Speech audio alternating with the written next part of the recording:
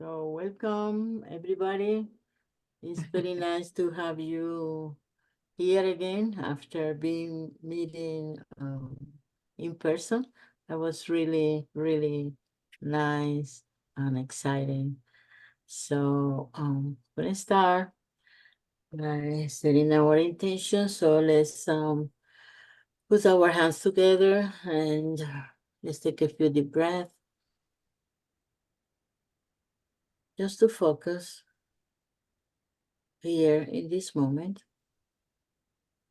when we gather again to complete our hands-on study group.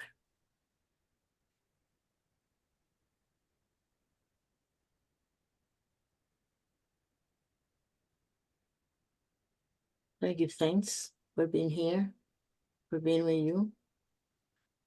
I give thanks to our ancestors and to our Reiki masters and teachers, the ones that came before us. And for each one of us for being here and listen to the call. Because we are talking about hands-on healing, I would like to focus this moment in our hands.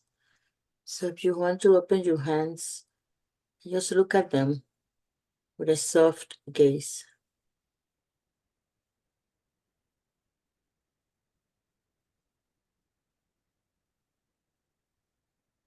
Just feel your hands and all the things that you do with your hands, how they serve you in so many ways.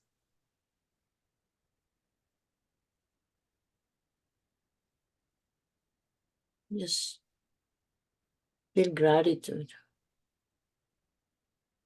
for having your hands and for all the things you do with them.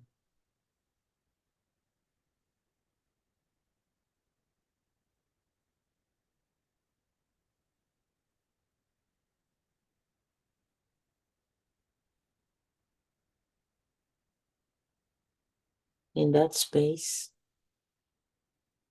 I would like to share with you an insight that I got in 2021 when the only way of connecting with Reiki for us was through the Zoom meetings on Sundays. And I was leading the group, and we were in the part where we were doing our self-treatment, and my hands were on my solar plexus. And suddenly I got this insight. The hands are mirrors reflecting the part of us that is perfect and totally in tune with the divine, our likeness with God, to God.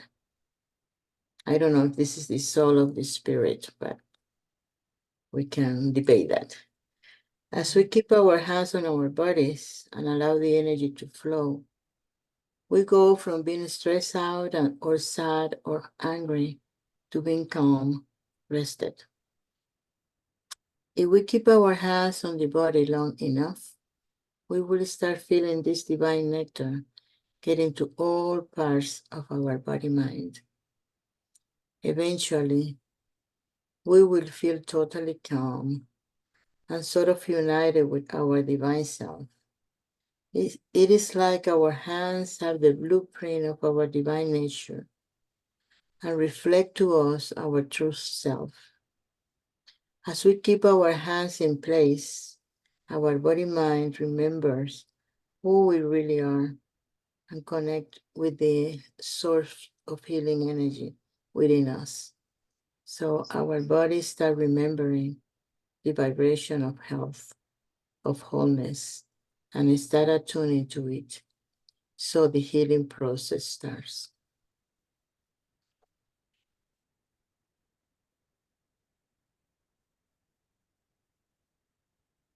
So for me, this means that our hands are, that sometimes we divided our body from our mind, from our spirit. And what I feel through this is that when we're doing hands-on healing, our spirit is working through our hands. Our hands are reflecting our spirits to us. So it's all one. There is no hands-on healing separate from spiritual healing. So, thank you.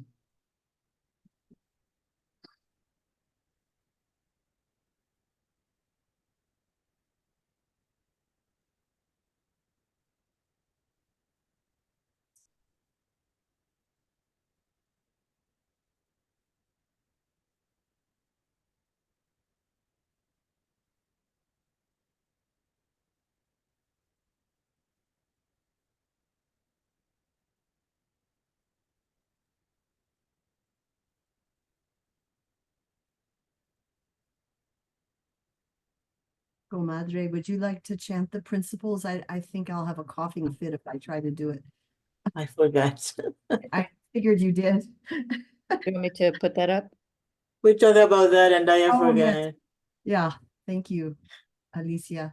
Oh, sorry, let me share my screen.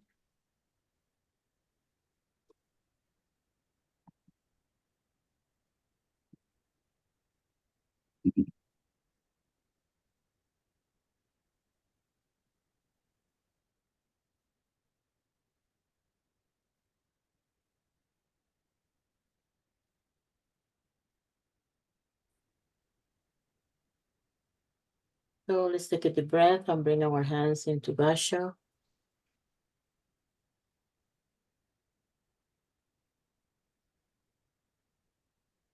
And take a deep breath. And from your breath, when you breathe, when you breathe out, you chant the principle. Kyodake wa ikaruna shinpai suna kancha shite gyo ageme hito ni shinsetsu ni Kyodake wa ikaruna shinpai suna Anshashite Ryo Agame Toni Chin Setsuni Yodake wa Ikaruna Shinpai Suna Anshashite Ryo Agame Itoni Chin Setsuni Yodake wa ikaruna shinpai suna kansha shite gyo ageme itoni chinsetsuni Yodake wa ikaruna shinpai suna kansha shite ryo ageme hitoni chinsetsuni yodake wa ikaruna shinpai suna kansha shite ryo ageme Itoni chinsetsuni Yodake wa ikaruna shinpai suna kansha shite gyo ageme hitoni chinsetsuni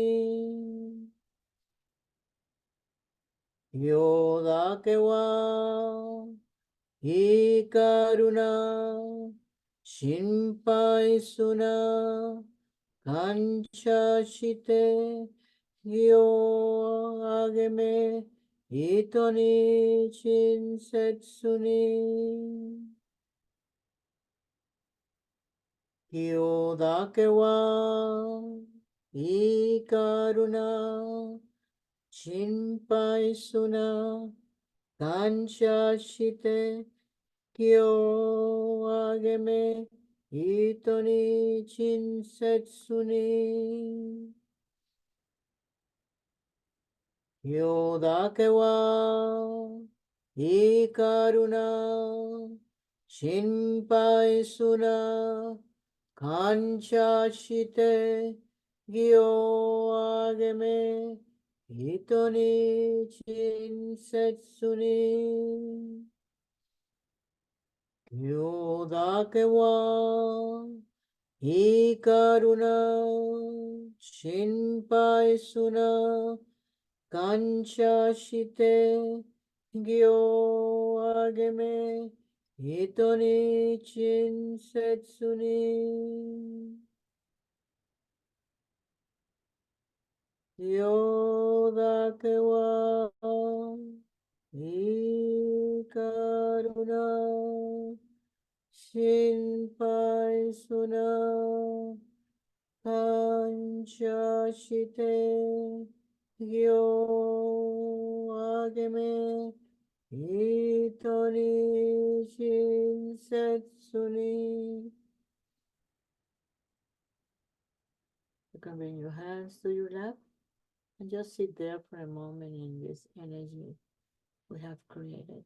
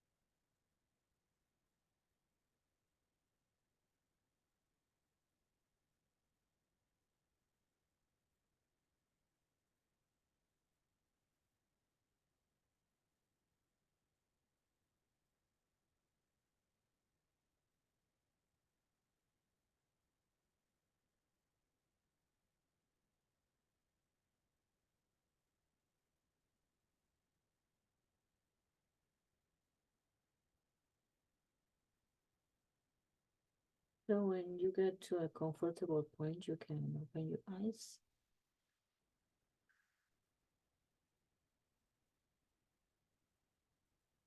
Alicia, you can take this. No, So what we would like to do today, when we're going to do the check-in, and after the check-in, we would like to have a conversation. And this conversation is about the 3 sessions that we had of the hands-on healing. And what are your thoughts about it? What resonate with you? What of the techniques we share you would like to incorporate in your healing practice? Anything that you want to share about this process? So let's start checking in. Let's start with Alicia. You are the first one. Blank screen. Hello. Hi there. Hi, everyone. Good to see you all in the Zoom room. It was nice to see everyone in person for a couple of weekends. Yeah, let's see. I was sharing with Paula and Francis earlier when we were on that this week was, it was a little bit challenging week. It was a little bit tough. Some personal challenges and professional challenges. That I've just been trying to move through. And then I've got a wall torn down between my bathroom and my kitchen right now because there was a leak causing all sorts of water damage and there was mold and stuff. So when you walk into my front door, you could just look right at the toilet, basically. No privacy right now. But like try not to get too stressed out about that because like I have a home. My father has been coming over and doing all the work, so I'm really grateful for that. He's lives next door, so I'm able to, go use the bathroom or like cook because I had to move my stove and my kitchen, all my kitchen stuff. Um, and yeah, looking for some new work. That's always challenging. But I think, like today felt good. Today felt like one of the calmest days. So I don't know what it was that shifted, but I did feel a sense of some calm and some relief, just knowing things are going to be fine. Like things are going to be okay no matter what. So yeah, that's where I'm sitting right now. But yeah, really happy to be here and to see all of you. Thank you, Alicia. Be happy to see you. Maria. Well, I'm grateful to be here, happy to be here, happy to be with everyone again. Let's see, I'm fine. I'm actually quite happy. We had a very successful event at the school last night. Parents and students were involved and teachers, and everything came out quite well. So I'm pleased, grateful, grateful to all the good spirits that were there. And that's about it. Thank you, Maria. Joanna.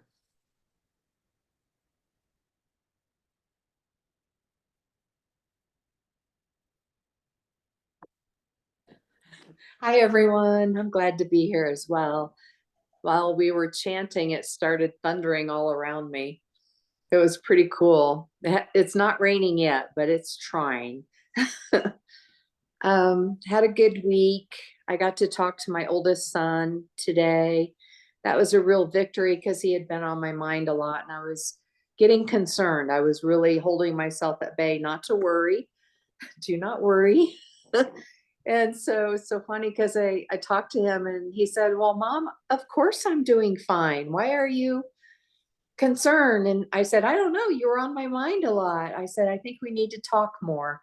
But what can you tell a grown man? He'll be 50 in December. And I still am concerned about my kids, right? No, I'm very happy I got to talk to him. It makes my heart so glad. And just thankful for all you ladies. Thankful. Thank you, Joanna. Sylvia.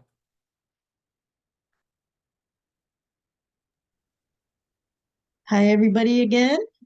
Had a good week. I really enjoyed last Saturday meeting with everybody and reading the report and learning about some of the history of Sacred Springs. Thank you for putting that together. And it was a nice way to kind of get together and spend some time together with each other and the other people that were there. It's interesting to see how many nurses are in the group. There's a lot of nurses in the group, seems like. Um, and it was just very gratifying for me to be involved with people who care about the community and care about other people. It's kind of hard to find that nowadays when going out in the world. And you get honked at by people who are on the road and think you should be going faster or not stopping when you're stopping. That happened to me earlier this week. So I thought there was something wrong with my car. So when this woman was honking at me in this big old pickup, I got out of the car and I looked at the back of the car to see if my groceries were hanging out or something. And I go, what's wrong? She goes, the light is green. Go, bitch.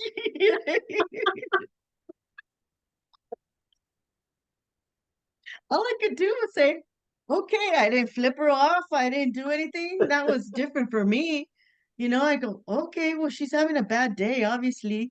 So I just got back in my car and drove home, you know, but you know, when you're in a group like this and you're doing Reiki and you're doing other things for other people and you're doing service, it's hard to get mad, and it's easier to have compassion for people that are like so stressed out that they have to do something like that to you in order to function.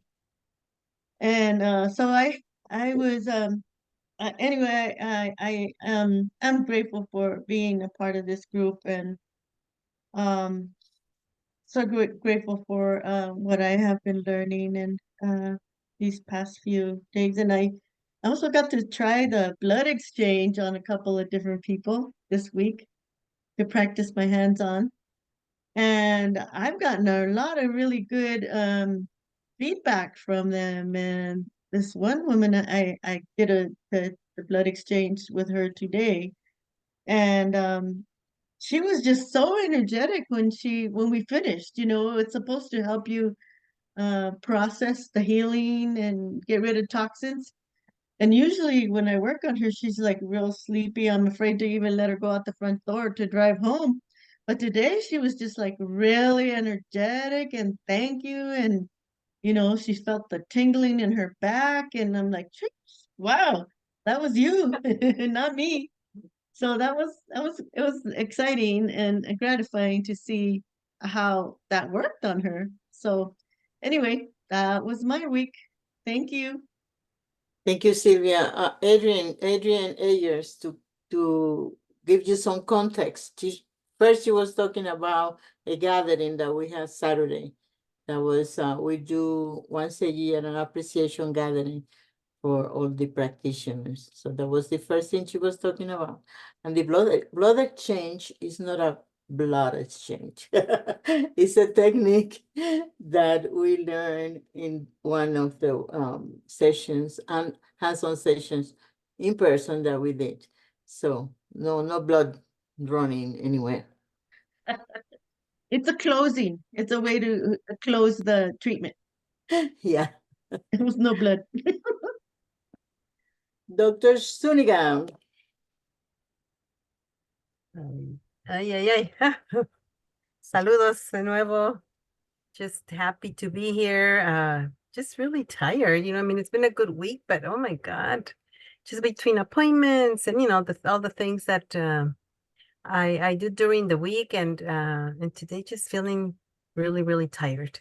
So I am very, very happy to be here. I have applied, some of the techniques that we learned, and definitely the intuitive one, the following the intuition, just allowing the hands to go where they need to go, and with a couple of friends that I offered Reiki to, and that has been good. I've enjoyed that. But yeah, but just really, really tired and happy to be here today. So thank you. Nice, thank you. Jenny, birthday girl. Hi, my father texted me earlier and he said that, well, unfortunately, you have Melania Trump's birthday. I was like, thanks, Dad. Thanks a lot. So that was it put a damper on an otherwise amazing week. So it's been nice. I feel so loved and appreciated since the gathering. I mean, it was just amazing. That was amazing. And it's always nice to see everybody in person and to really connect outside of Reiki, and not have the the frame of, oh my gosh, I got to do this task, and it's in conflict with, actually spending real, quality time with each other. So that was really nice. So yay, I love this group. And it's great. I had Reiki today. Jan and Beth gave me a treatment and it was wonderful. And so I'm just really mellow right now and it's nice. that's all. I'm doing great. Thank you, Jenny. Adrian Ayers, Hello. welcome back. I'm so happy to see all of you. I cannot wait to hear more of your stories about your time together. I can't wait to learn more today about just some of the things that you all were able to tap into to practice for myself. Um, Things have been, for the most part, really good since I last saw all of you. I've been continuing with my daily Reiki treatments as often as I can. Usually I'm at least good for 6 out of a 7-day week, which is pretty good. So I'm really proud of myself for continuing that, and strengthening that. Um, I've noticed that as I've been taking better care of myself through taking some new supplements and vitamins. I think I had a vitamin deficiency. Like I've been taking those new supplements and just partaking in my own like spiritual attunement within my spiritual practice. It's called Lukumi.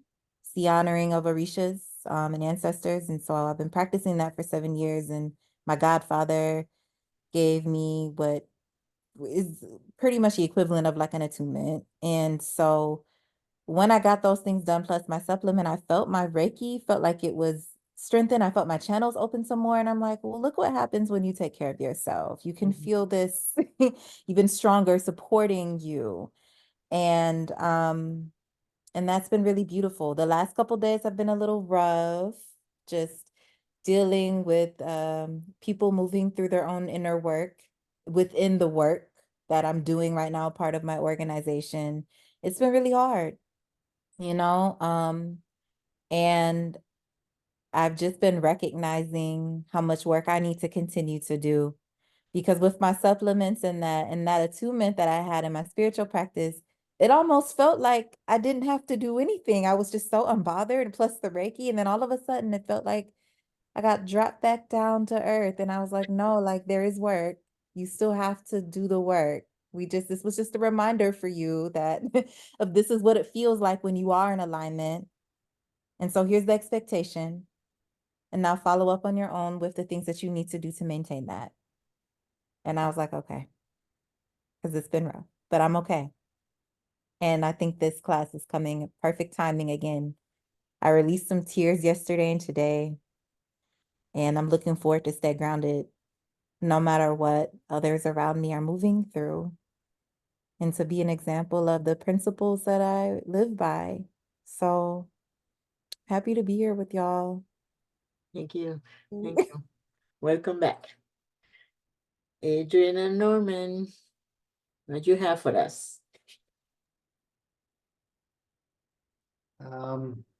Overall, it's been really good. It just, I think for today, I think we got just an awareness of really how the principles are such a foundation and focus of everything that I try to do. And so kind of got tested today, but also reminded today at the same time. And just really, like I say, focus on self. And then I know that we're so connected at times that that focus on myself is a focus on us as well. So simultaneously. So just had to take some time in the middle of the day to just remember that. And so it's kind of where I'm at. It's just, trying to stay in that place for myself and for us. Thank you. Yeah, we had a good week. Definitely been tested, and the do not worry is working. I don't know. Watch what we ask for, right? I'm just like, oh, I'm not worried about it. Like, should I be? So just when we ask for balance or certain things and they start to show up, just being grateful because we asked for it, So the do not worry definitely came in handy today for me. Thank you. Thank you. Karen.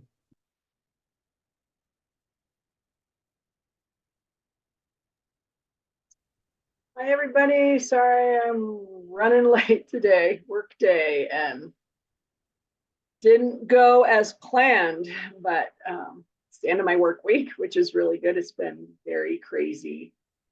And I'm still trying to get back in my body here. get here in my little square and be with all of you. I have been a little swirly since we got together last. Like I really feel super moved by all the energy from when we were last together. And it's been taking me some time for my body to like integrate and process it. I was kind of surprised by that. And but I mean, things are good. Everything's good. It's just been a little bit crazy, and work days are always crazy because they're busy and long and nonstop. And so here I am. I'm gonna sit here and put my feet on the ground and take some deep breaths. So I'm really glad to be here, and it's so nice to see all your little faces. So thank you. Thank you, Karen. We're glad you are here. Adela, back in Puerto Rico. Everyone, good to see you. We're having very heavy weather here. We're coming into the hurricane season. So that's why I was late, because the rains are very, very heavy. And there's something about when the rains, excuse me, are that heavy, I just want to be under the covers. Can you hear me? Más o menos. Yeah, más o menos? Okay. Well, that's it. I'm happy to be here with all of you, and I'm looking forward to Okay. what else is to Thank you, Adela. Francis?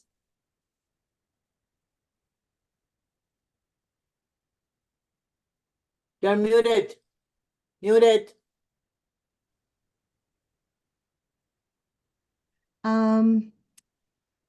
Well, on Sunday, I was basking in the energy of Saturday, which was so beautiful for all of us to be together in a different way, you know, in a more celebratory way. And it was a time of gratitude for each and every one of us and what we manifest in the world and in our community. You know, it's such a beautiful thing. And as you pointed out, Sylvia, it's kind of rare, you know, and so to be able to do that and celebrate that is really good. It kind of felt like, gosh, maybe we should do this more. Anyway, but anyway, so that was great. But then I got sick, and so I've been kind of under the weather this week. And but I've been running around so much that even though I've not been sleeping and coughing and hacking and I'm a mucus bag, basically I've also had spaciousness in my days, which has been kind of nice. So I'm going, I guess I'm supposed to slow down a little bit. So anyway, that was good. And then yeah, my son also called me out of the blue, Joanna. He's almost the same age as your son, and I had been thinking about him a lot, but I hadn't called him. He never calls me. I always have to call him, you know, and so he called me yesterday. That was really beautiful. So it was nice to hear from him. You know, he's such a sweet, well, man, and he's not a boy anymore, but he's my boy. So I guess anyway, so yeah, so I just want to get better, feel better. But I had a beautiful Reiki treatment this afternoon, and I think I'll be on the mend soon, hopefully. So anyway, just some upper respiratory crap, you know. Thank you. It's so wonderful to see everyone and be together again. Yeah. Are those captions bugging people? I can turn them off. I don't see them. Oh, okay. Then I'm going to turn them off, because if you can't see them, what's the point? I don't know what you're talking about. Yeah, see, that's the thing. Huh, interesting. Okay. Well, I don't know how to turn them off. But anyway, so Paula, how are you? I'm fine, and I'm happy to be here with all of you. And yeah, Sunday was really beautiful. how we got together and you just, chatting and getting, celebrating each other and celebrating what we have done this year. So it was really nice. I really don't know what happened these results. So I guess nothing bad happened because we don't remember. Anyway, um, we would like to have a conversation. As I said, I'm repeating because Adrian and Norman were not here, or Karen or Adela.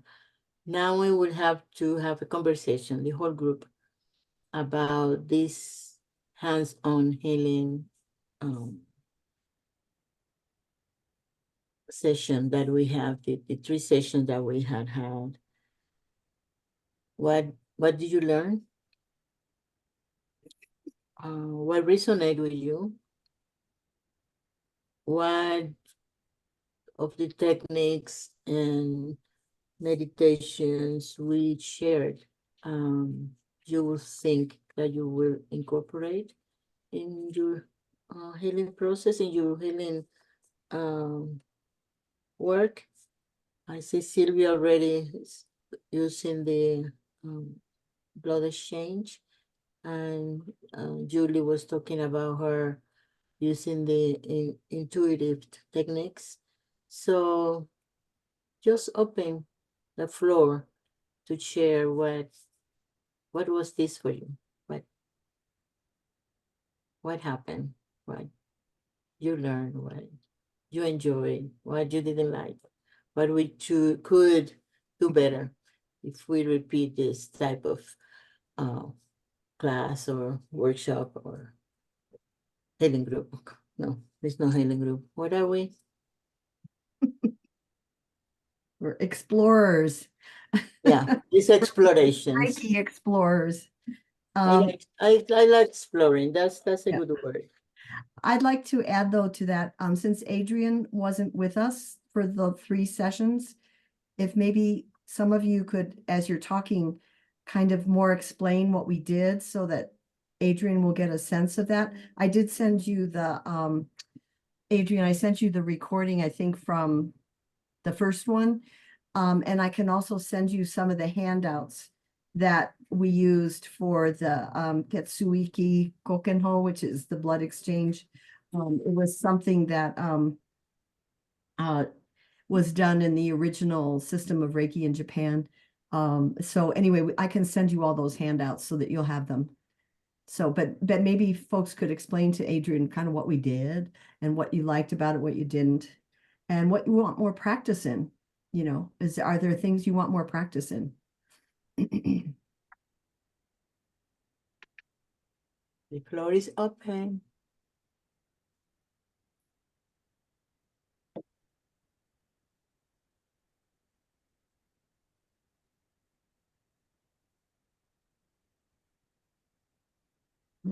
I guess I'll start us off a little bit.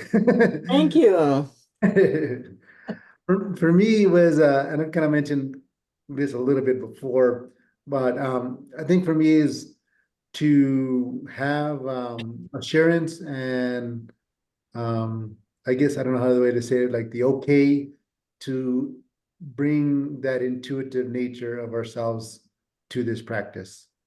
I think sometimes, often because it is a part of who, like I'll speak for myself, for me, that I always wanted to respect the teachers, the teachings, the place I was doing the treatments, to stick to what we had learned as far as the teachings to that point. And so at times it was like, am I doing something wrong because that intuitiveness kicked in, right? So it gave me just like, I don't know, even confidence is there, but just that being okay to say this is the place for it as well. Really helped me feel really good about myself and the practice, as well as all the other teachings. I was an advocate of, I think the more tools that you have kind of in your tool case, I'll use that term.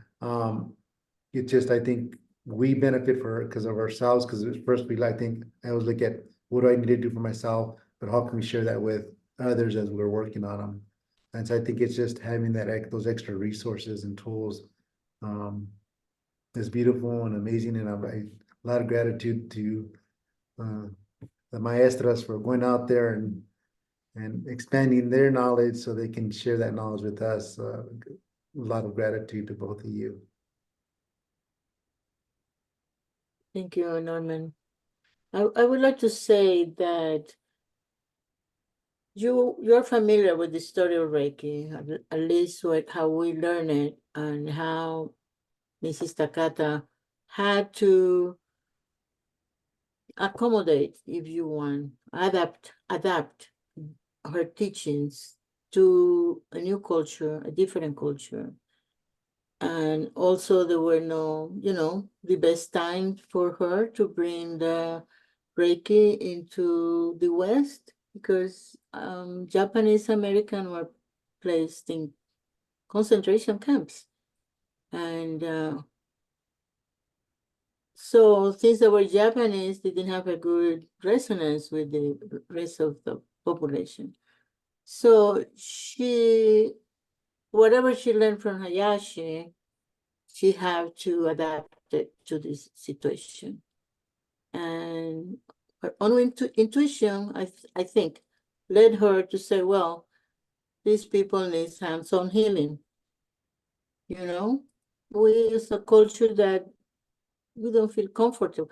I mean, from the Caribbean, I feel comfortable. I'm talking about more the American culture, Western culture, that don't feel, you feel invaded if you are too touchy. We in the Caribbean are very touchy. Anyway, that's one thing. The other thing is that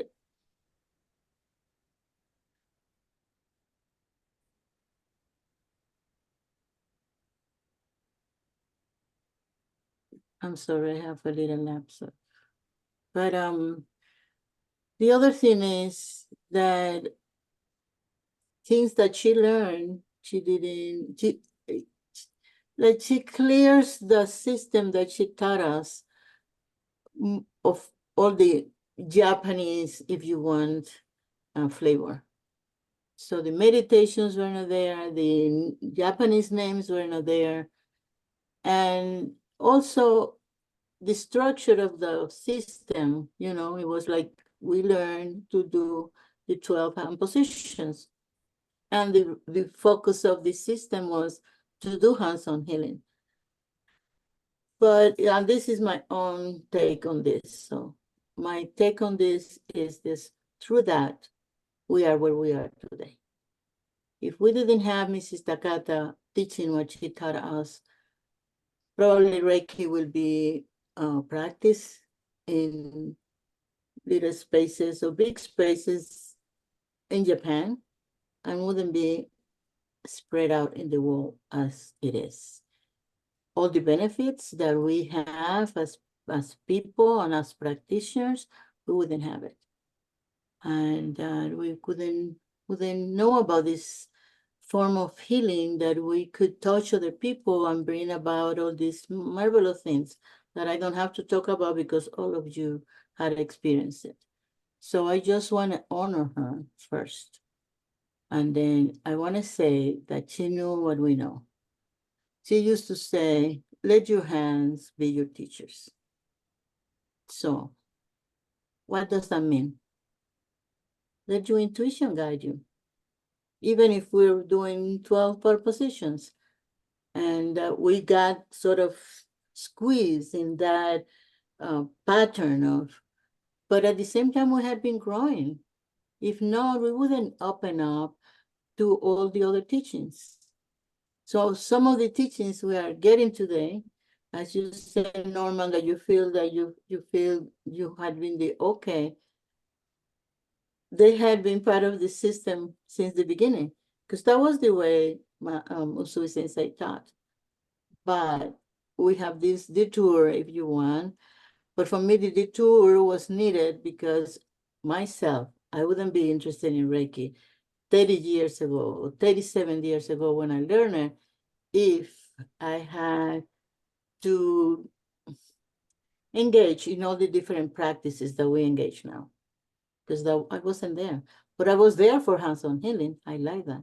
And I like that it was a spiritual form of healing. I like that. So just to put that in perspective, because now we are learning other things, we are expanding, but be honoring how we got to these teachings. And it was not because Takata wanted, it was a whim. I wanted to create a new system different from what she was taught. No, I think it was the times and what was needed at that time. That's my 2 cents on this conversation for now.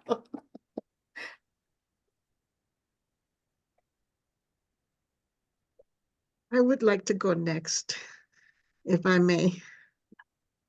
Yeah. I really appreciate your insights, Paula. I have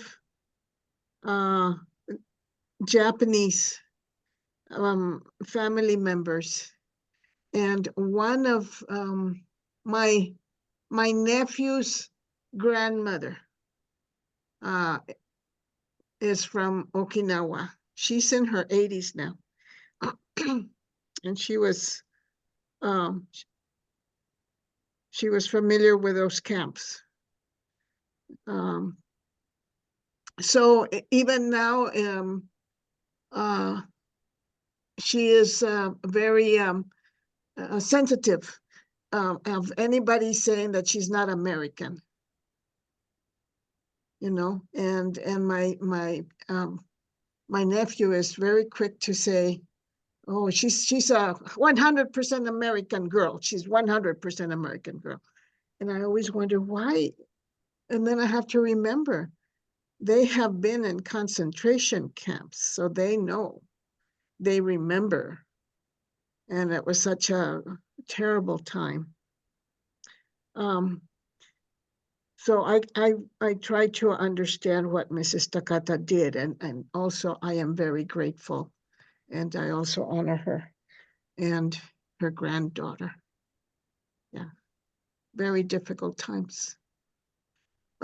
In terms of my own hands, I practiced this week the closing, and with with one of the teachers, and with 2 of the teachers, and one didn't feel anything in particular. She just wanted to know why I was crossing and why I did this, and I had to explain about the organs. But I said, "What did you feel anything?" She says, "No, I didn't." Okay, I said, "Okay, that's fine, that's all right." And the second one didn't know anything about Reiki. Oh, the first one knew about Reiki, and she said she didn't feel anything. And the second one didn't know anything about Reiki, and I said, "Well, may I show you?" And I explained just what I was going to do, and I said, "May I place my hands on you?" And he said yes. And so I did the technique there, and I didn't feel anything, but he's the one that said, "Wow." He says, "You just, wow." He said, I just feel like I was like all tightened up. I was all nervous, and you're just like, I said, "Oh, good." But I didn't feel anything. So that's kind of funny. I guess I better keep doing more Reiki to myself, and I can feel more. Or maybe not. Sometimes we don't feel anything, but we know that the energy is flowing and it's doing what it needs to do. So you were doing the half blood exchange one? Yes. A half one? Yeah. Yes, I have one. Oh, Adrian, we learned 2 techniques. They were 2 blood exchange techniques. One was a half one that is quicker, and then the other one was more involved with many more kind of steps to it. So, but like I said, I'll send you the handout. So you were talking about Hanshin Kokenho, the half blood exchange one. Yeah. Yes.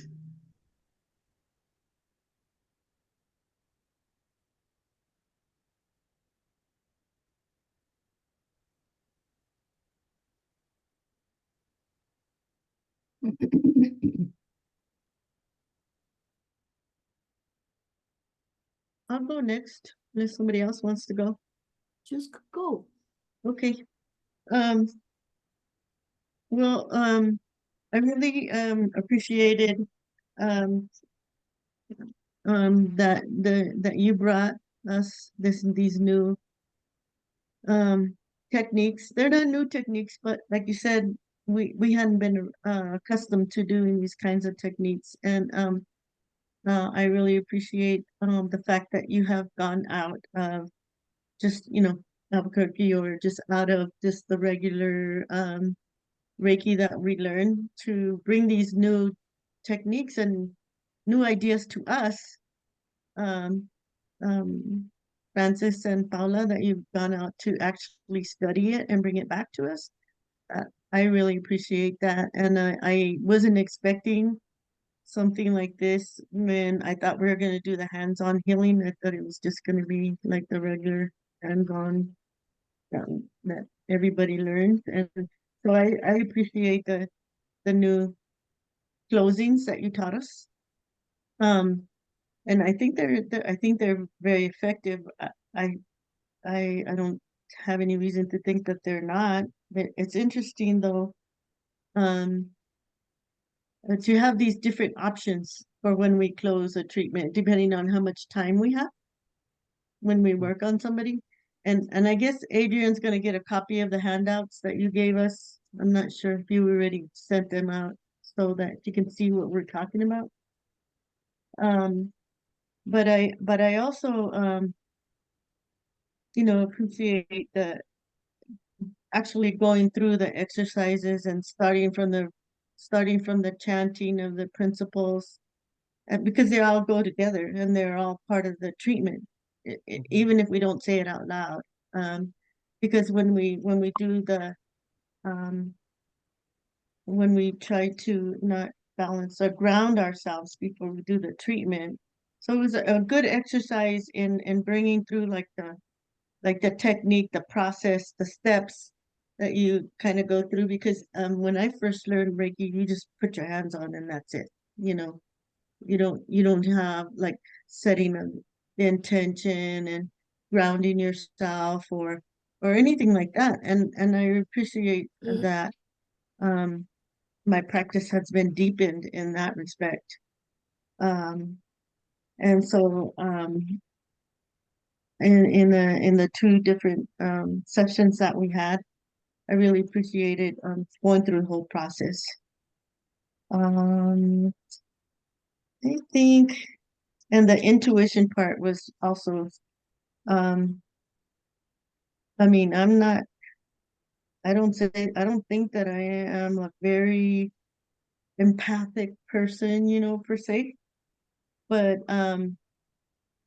I think it just takes practice, and I think the intuition comes with more practice. I think maybe Norman, you sound like you have received that as a gift already, and without too much practice. But I feel like I need to practice more on that. And then but I have gotten um certain certain hints when I'm practicing on somebody where my hands should go. So that was not something that I expected before. And I really appreciate the fact that we don't have to rigidly do a standard form on somebody all of the time, that we can use our thoughts and our hints, our intuition, whatever you want to call it, to work on somebody. And I that kind of really opened up my mind to Reiki and healing and helping somebody, was that it doesn't not have to necessarily be this way. It could be, you could use your own intuition, your own mind's eye, to see where you should put your hands and how long you can keep them there. It's like it doesn't have to be any specific way, as far as I can tell now. Before, I thought it was going to be just do this like this, and I'm like, okay, whatever. But now I see that you can actually use your own being, your own thoughts, your own willingness to heal, and and if you just listen to your mind and your hands where they want to go, then maybe you should go that way. So I kind of got that from my treatment, from the last two classes. And so thank you very much, Paula and Francis, for all those new ideas and for the training that we got. Thank you. Yeah, I'm like you, Sylvia. I never thought I was very intuitive. And when I went up to Quebec City to study with our Java, he said, we're all intuitive. We all know. We all are intuitive. It's hardwired into our bodies. And basically, though, we have to learn how to listen, and we all experience that intuition in different ways.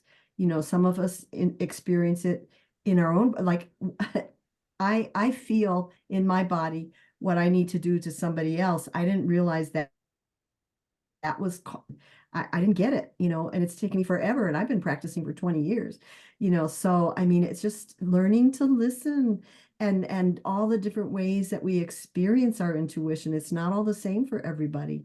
We're all different. And so, but we're all intuitive.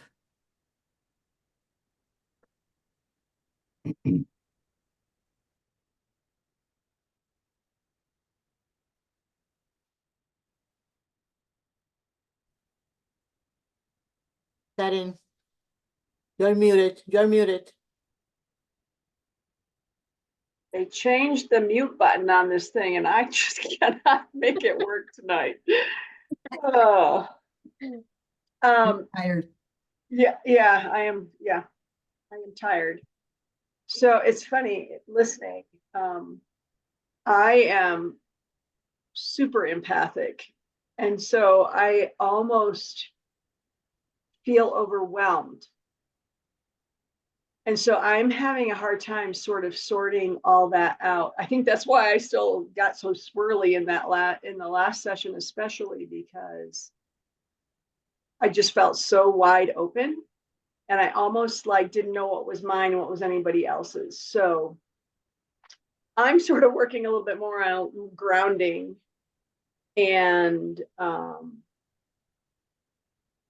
yeah, it's really more the focus. And my hubby, he loves the Reiki more than me, I think, has gone on vacation. And so he hasn't been here for me to work with. And so that's sort of disappointing because I was really excited to learn those new techniques. And it's always a little bit easier in our house with his energy that I know and like to work through that. And so, yeah, I just really feel like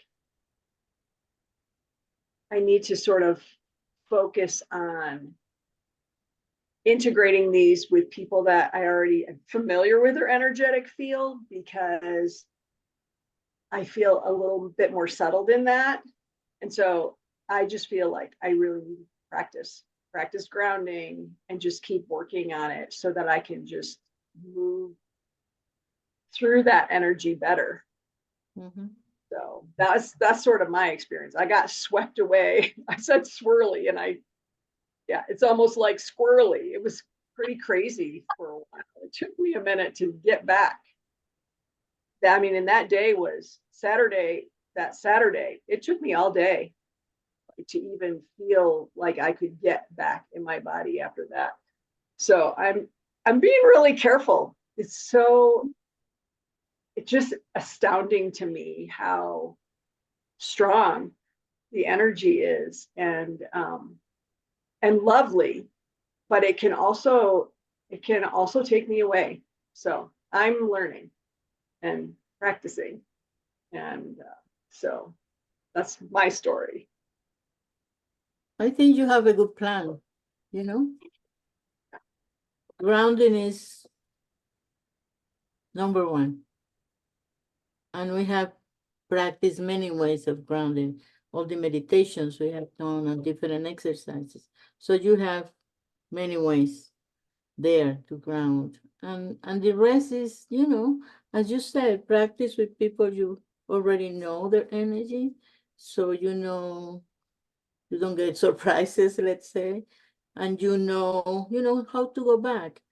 And just always focus on your breathing, focus on your hara when you are working. So you keep yourself back to center. Yeah, it's simple. Just going back. It's very good that you're aware, and so and you have a plan, and as far as I'm concerned, it's a great plan. You learn that by practicing, you will learn and process all this energy, all this expansion.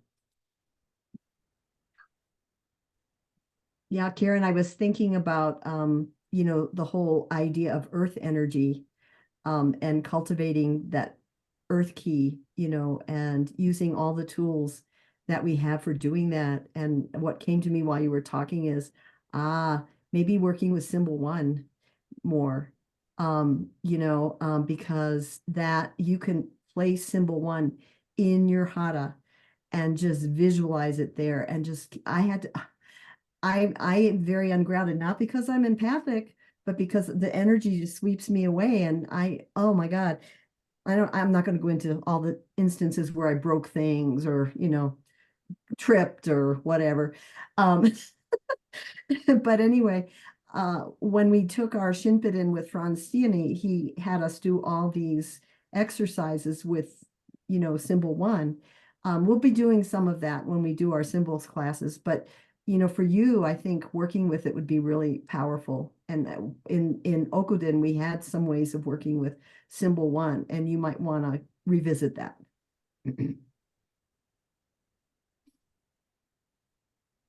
If I could just share real quick, in Reiki 2 class with Francis and Paula, Francis really taught me about symbol 1 and how to use it to help ground me. And I've never forgotten it. One of the things that I always do is use symbol 1, even before treating myself and before meditating and before chanting. It makes a big difference. And then something I learned from, well, it doesn't matter. You can take the tip of your tongue on the roof of your mouth and trace out symbol 1. And I do that all the time, 3 times, before I work on anyone or before I'm with anyone. And it just makes a big difference in shielding myself, grounding the client. Okay, I just wanted to share that. So I wanted to mention the study groups have been so enlightening and excellent. I so appreciate them. And the 2 Saturdays where we got together with everyone and did hands-on, oh my goodness, those days to me were perfect. I loved learning what we learned. I loved the closing, blood exchange treatments, techniques. I haven't used them on anyone yet, unfortunately, because when I'm offering Reiki, the clients I offer Reiki to are in a dental chair. And I haven't even offered it and done it yet with my husband. I need to do that. But he did say he's willing to learn it to do it for me. So yay. Let's see, what else? I just feel so much gratitude with what I'm learning and being with everyone, and the no judgment and the love and compassion we all have for each other is very powerful. When I took Reiki 1, it wasn't from Paula and Francis. It was from a different master teacher, and she's wonderful. but what she taught me was the intuitive hands-on. So when I took Reiki 2 and I started volunteering time at the clinics and everybody was doing all these hand positions, I was like, okay, Joanna, just follow what they're doing. Because, I didn't really have it all memorized. I kind of read it in Pamela Miles's book, but I didn't memorize it. And so for me, it was, a different head switch. I mean, I'm just used to being able to always feeling the freedom to place my hands where I'm told they should go. Because what I do, everybody does it a bit different, but what I do internally is I ask where should my hands go next? And then I get the picture and I put them there. And when my hands are in a certain area, like Francis was describing, the first time this happened to me, I thought I was dizzy and gonna pass out. But what happened was I was with a patient in a dental chair and I had my hands on her knees and I felt my hands moving like a magnetic pole. And Frances described that she kind of has that sensation every now and then.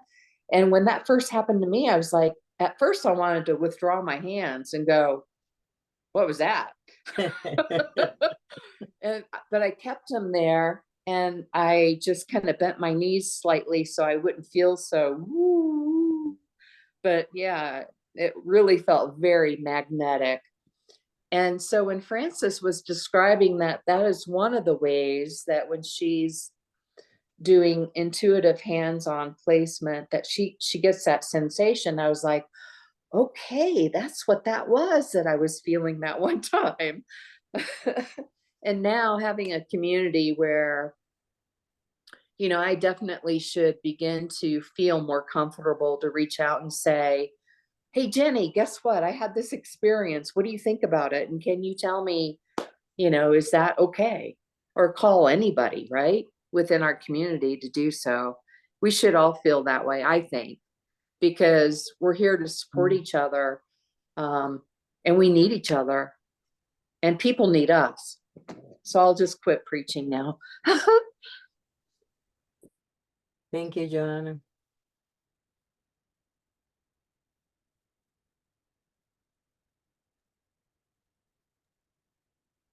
I'll go next.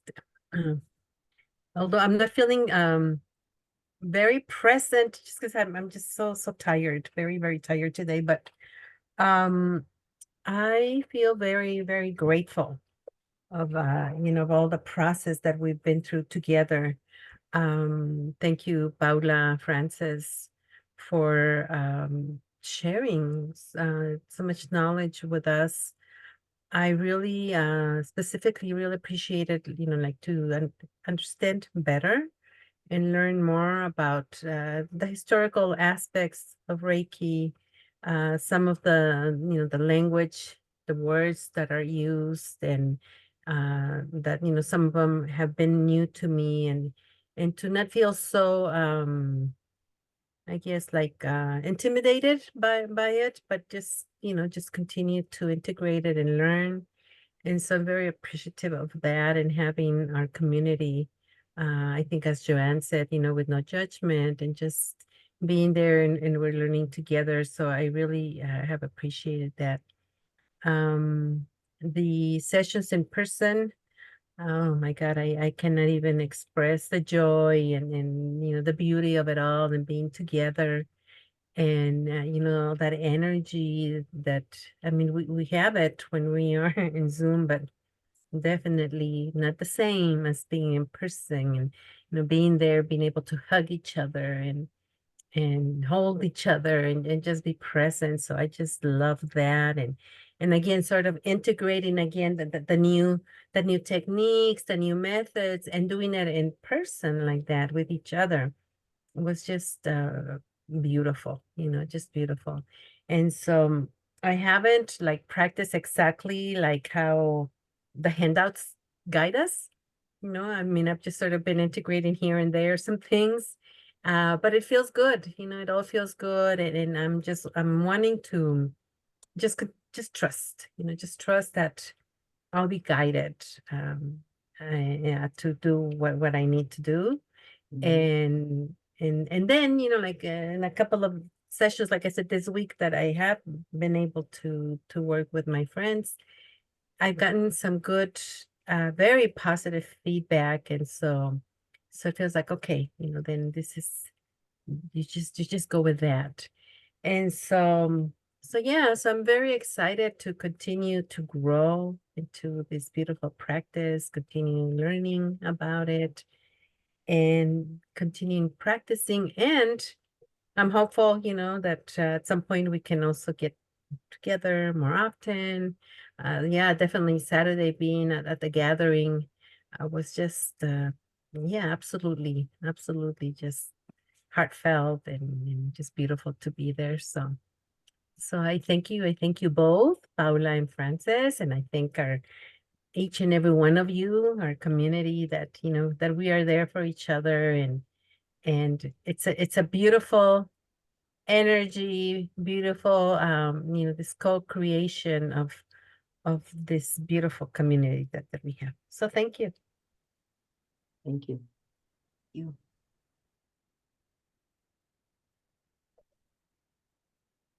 I think I can go now. I'm trying to process what it is these are hard questions. I didn't realize they were so hard, but they are.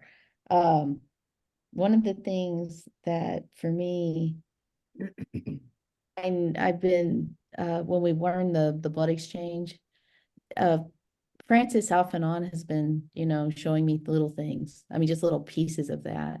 And we were talking about how much it mimics the lymphatic massage and all of that. I'm very familiar with that because I get that done by my occupational therapist, and I've been taught that since I had cancer in 2007, and they remove lymph nodes. So I've had to do it, to kind of supplement the lack of lymphatics, and do it manually. So that's been interesting to see it come full circle.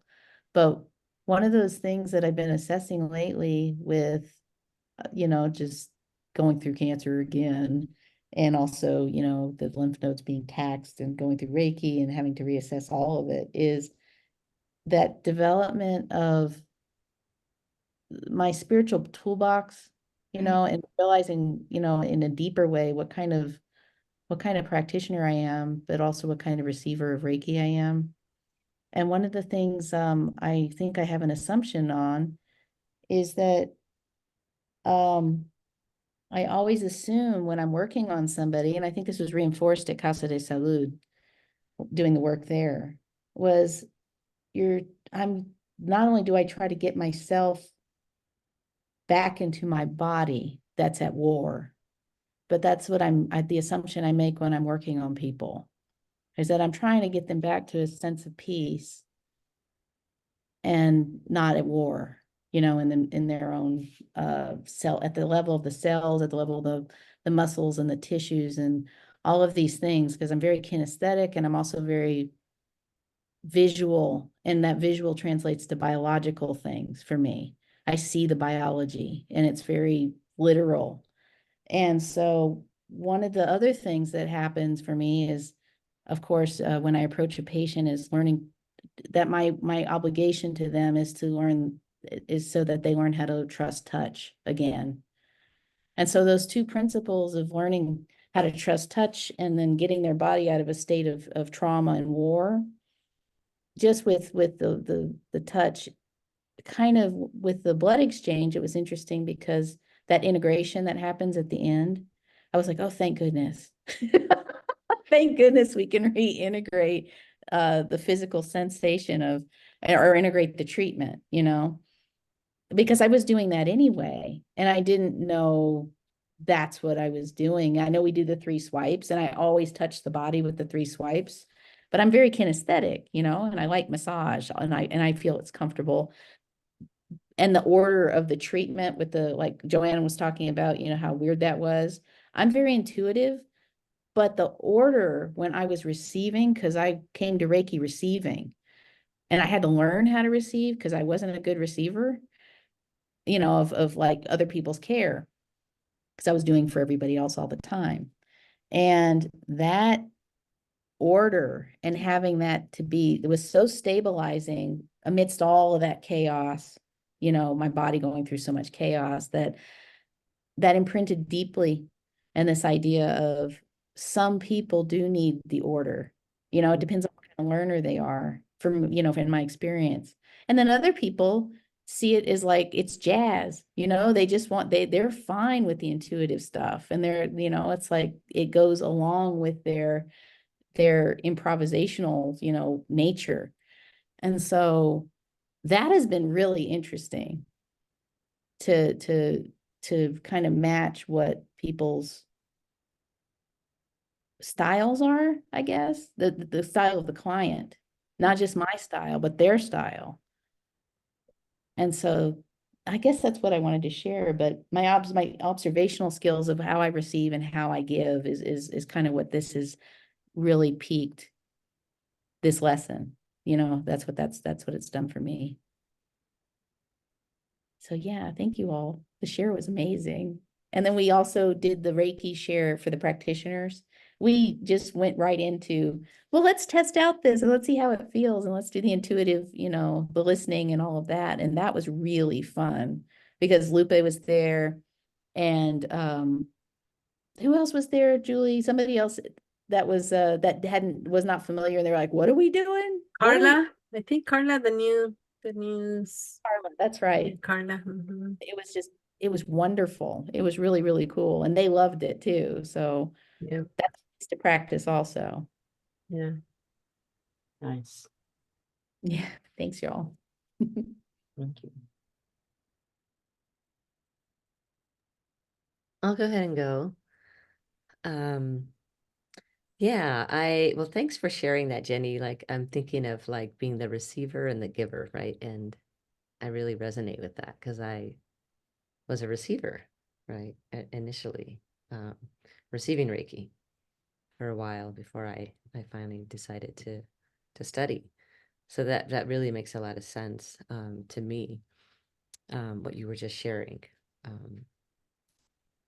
About how to be ready to receive that, right? And then those imprints on my body, then I started to then share that, right? And remembering where those energetic moments were when I was receiving. But just like reflecting back on the two in-person sessions in particular and listening to everyone, I missed this past Saturday the celebration and I was really sad about that, but I ended up having to work. I was trying to finish up a work project and just trying to do too much, and so something had to like not happen. And so but it just sounds like it was really beautiful and really amazing, and I was really sad to miss it. But just thinking back to the two in-person sessions, just really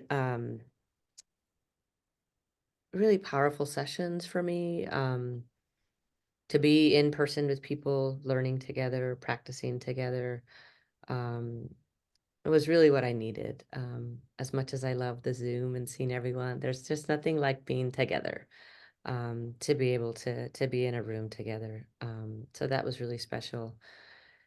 And I was thinking about when I left that last Saturday, like the thing that just kept coming up over and over and over for me was really like the integration of everything we've been learning like these last several months to other practices that we might be currently doing. And for myself, like really appreciating the Hashin Koketsuho. I'm looking at these handouts that we had and the blood exchange. And, Jenny, you referenced it too, but how much it connects to the, lymphatic massage as well, which is something I do with the Qigong practices.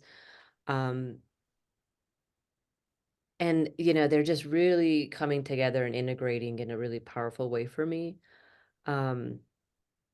And I haven't had the opportunity yet to provide Reiki to anyone. I haven't given anyone Reiki since we last met, to, you know, to integrate these things more, right? In that sort of way, not like just trying something out on my own or testing things, but really looking at the learnings and then and practicing on someone. So I don't have any anecdotal stories as to like how that might be. But I'm really appreciating the idea of being able to sit back, um, just be still, be quiet, and really just listen to the intuition. Because, you know, I can tend to get rigid and attached to something. And then it's like, okay, I just allowing myself to be able to let go of things. And, you know, I appreciate, Jenny, what you said around like some folks like jazz and some folks, you know, really like the form. And I'll get rooted in a particular way or a particular discipline, and then it's sometimes hard to, if you say like improvise or just do the intuitive pieces. So this has really been helping me to sort of push and lean into that, to just get quiet. And I think, Julie, you said it right, to just trust, right? To just trust that that we know, and that it's there, um, and that the energy is the energy, right? And that I'm just a conduit, but the energy is just the energy. So really trusting that. The last 2 in-person sessions, I really started to deepen into that and feel that. So yeah, just really grateful for the teachings, you know, from our maestras, and just being in circle with you all in person was really powerful for me. It was really meaningful. So yeah, thank you.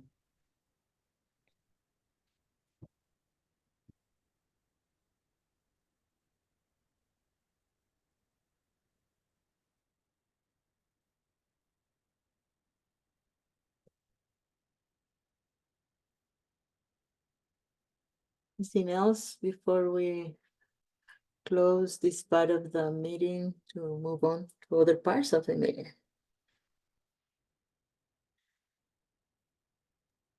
I guess I'll speak a little bit, and I really appreciate this part of the share. First of all, I appreciate the entire class and learning different aspects, like from Francis traveling or learning and bringing it back, you know, or hearing Paula really speak. I mean, we hear the history and we learn, you know, but you guys, I feel like you both have really dedicated such a different a part of your life that you've been able to bring in so much to Reiki, from anyone I've ever learned from. I have a lot of intuitive gifts, you know, and so I struggle. I guess I'd love to hear Jenny speak, or even Karen, because there's a part of me that does leave, and it's really hard to come back. And I don't, it happens all the time now though. It does, you know, and everyone says ground, you know, use your tools, call on your jack, but there's so many tools. And what I've learned is I can't, like, I have to sit through it sometimes. And so I'm very telepathic. So even if I work with you guys, like, it carries through the week. I can hear you, I can see you. So I'm learning just in hearing you guys speak. There's parts of us that do change. There's parts of us that have to release a fear, and we keep trying to go back or trying to be something maybe we were before and we're not that anymore. Or if we're trying to heal together, then parts of us have to change. And so I've learned now that I have to sit and I literally just have to allow it. You know, I can't come back in here.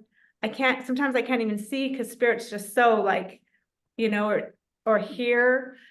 And so all the tools to come back to yourself, to ground, maybe, you know, to release your client, all these things, like, they don't work for me anymore. And so I'm learning now, and I love hearing what you guys shared because it's a process, and I'm learning now to just allow it to happen and breathe. Like, I find my heart through it and just let it happen, because I'm recognizing that it's a mutual. So if it's not that person that needed to receive the healing still, then it's still me. It's still processing, it's still going. And the outcome always feels beautiful. The resolution, it doesn't come when I want it to, you know, obviously. So whether I treat or receive, I lose a lot of myself because I see, I'm like Jenny, I can see what's going on in the organ. I can see the spirit. I can see the ancestors, you know, or they speak all the time, or like even with us, like the healing continues. And so I just really appreciate that you guys share that too, because that's something I struggle with a lot, you know, and I sit and I think, well, I'm doing something wrong, or maybe I'm going crazy, or maybe like this isn't for me.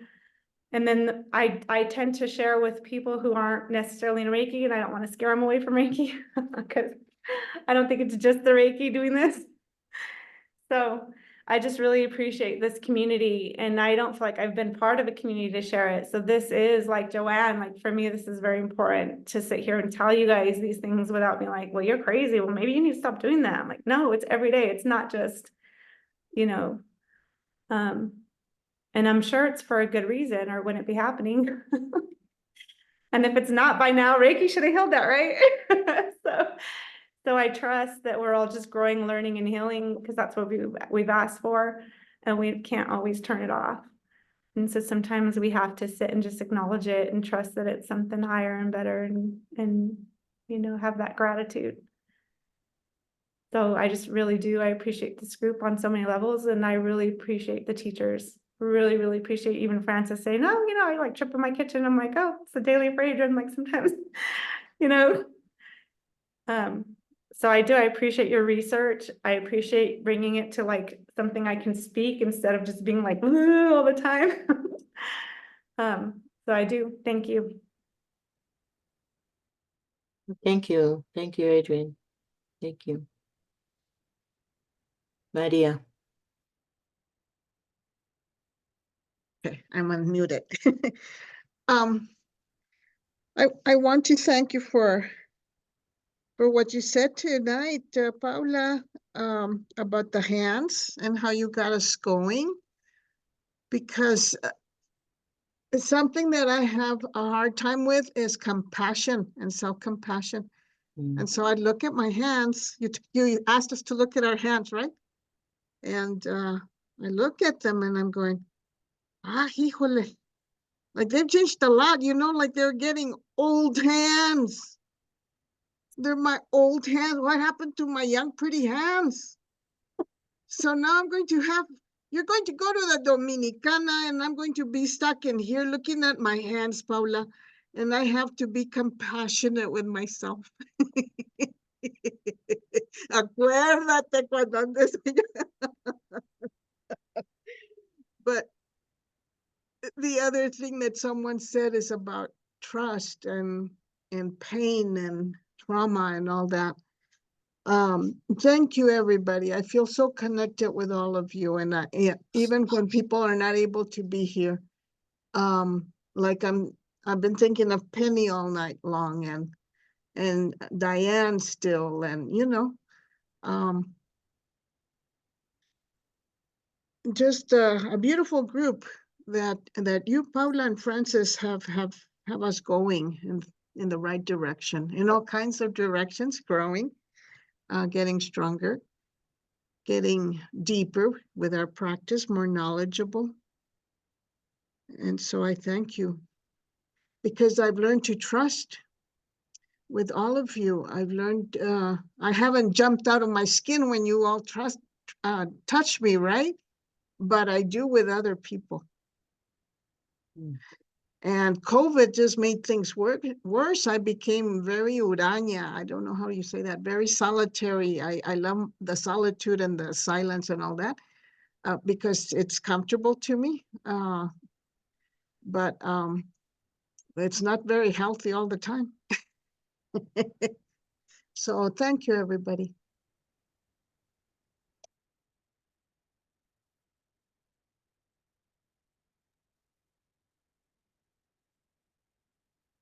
Well,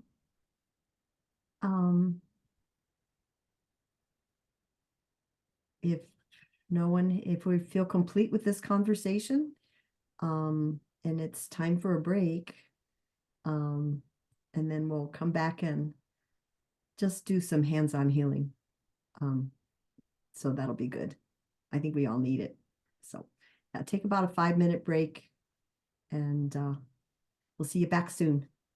Get started. Okay. So we have been talking about intuitive Reiki, and we have been talking about hands-on healing. And we found a nice way to integrate both. Looking through different material that we have, we bump into a teaching that we got years ago, and talk about the way Usui Sensei practiced. And one of the ways, because I'm sure he had many different ways, one of the ways was the hands-on healing. He has mainly focusing on the head. And the second part of it is after doing these 5 head positions, those 5 hand positions on the head, then you will go wherever you feel that your hands need to go. So we felt that it was a good way to combine the hands-on healing, as we have learned, and the intuitive part of it. So we felt that that will be the best hands-on treatment, self-treatment that we could share tonight. So Alicia, if you wanna put that slide. So these are the original position, hand position that Sui Sensei used. The first one is a version of the one we do on the head, and some sources said it's in the forehead. Some of them, like you see in the picture, they cover the eyes. From my experience, I would say that they all work. So, but you will try it and see what works better for you. So the first position will be either on your forehead, both hands, or covering your eyes. Then we will move to the temples, and then we will move from one hand on the forehead, one hand on the back of the head. And then we go to the neck. And I have seen 2 versions, maybe there are more, but it's just covering your neck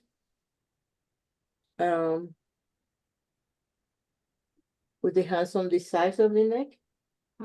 Or the other one is one hand on the base of the skull and the other one on the neck. And then we end with both hands on the crown.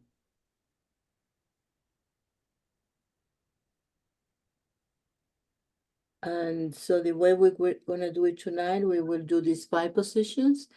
And then when we finish those 5 positions, you will allow your hands to be guided wherever you need it at this moment, at that moment today.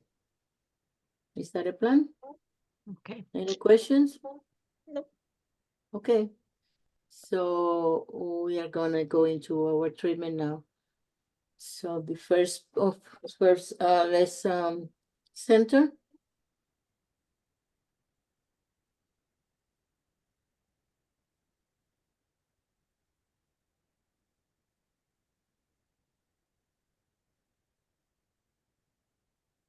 And set your intention.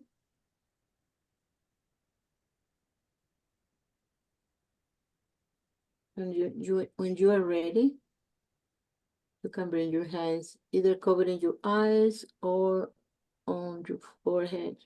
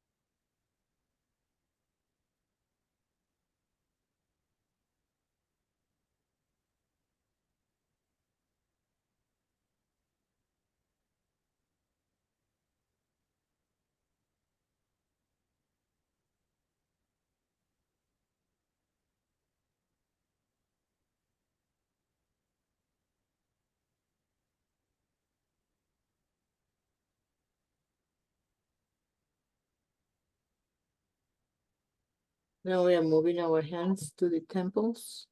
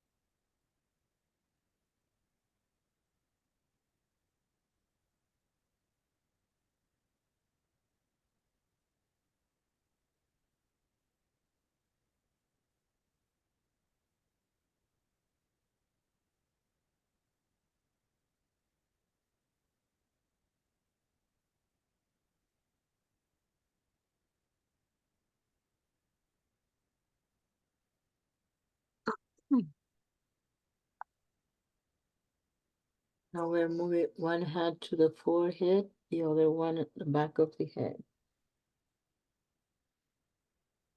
the base of the skull.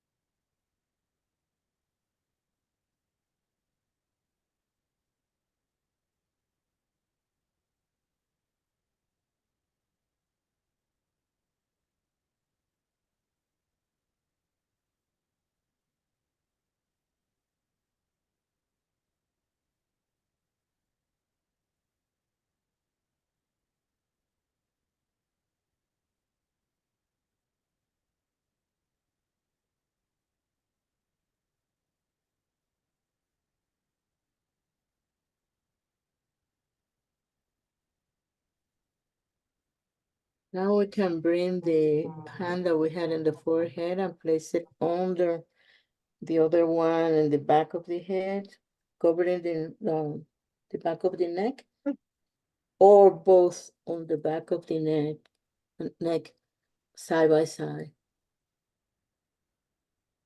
Either way.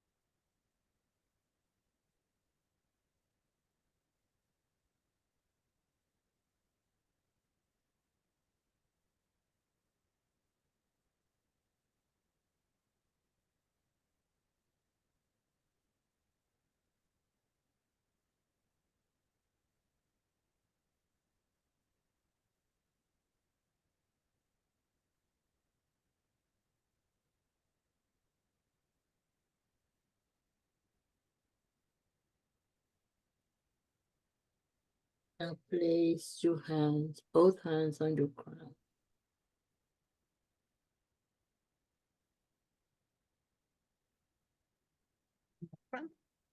Crown.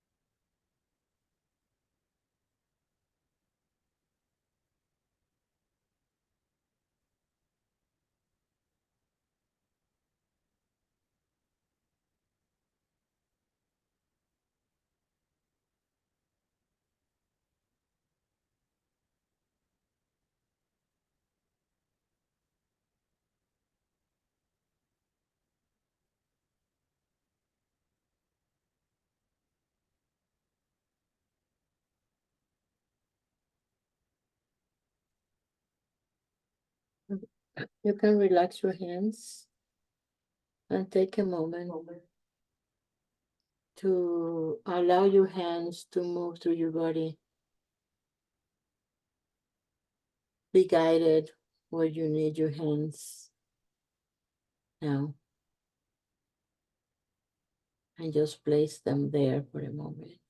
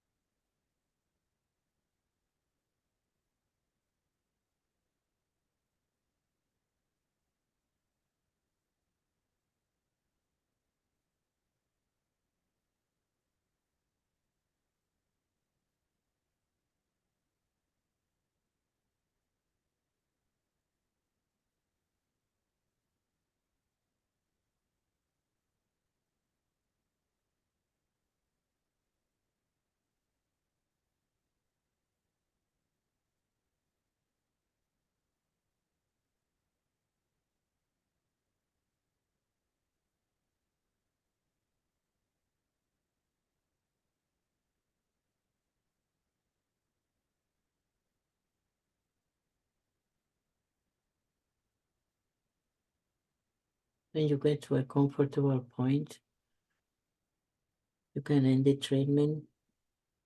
Bring your hands together in front of your chest in the gasha position and just give thanks for the blessings and the healing you have received.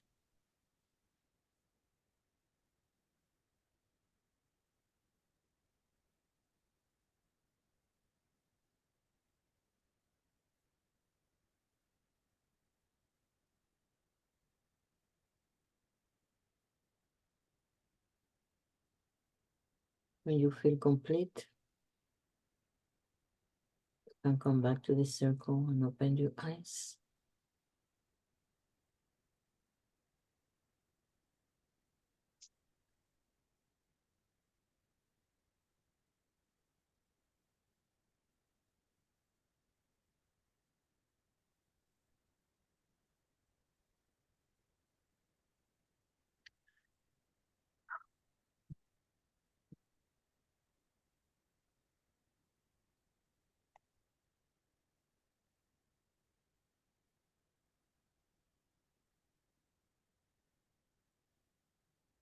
Well, with that, you have another way to practice your self-treatment. And you also can include it in the way you treat others. If this is the way that resonates with you.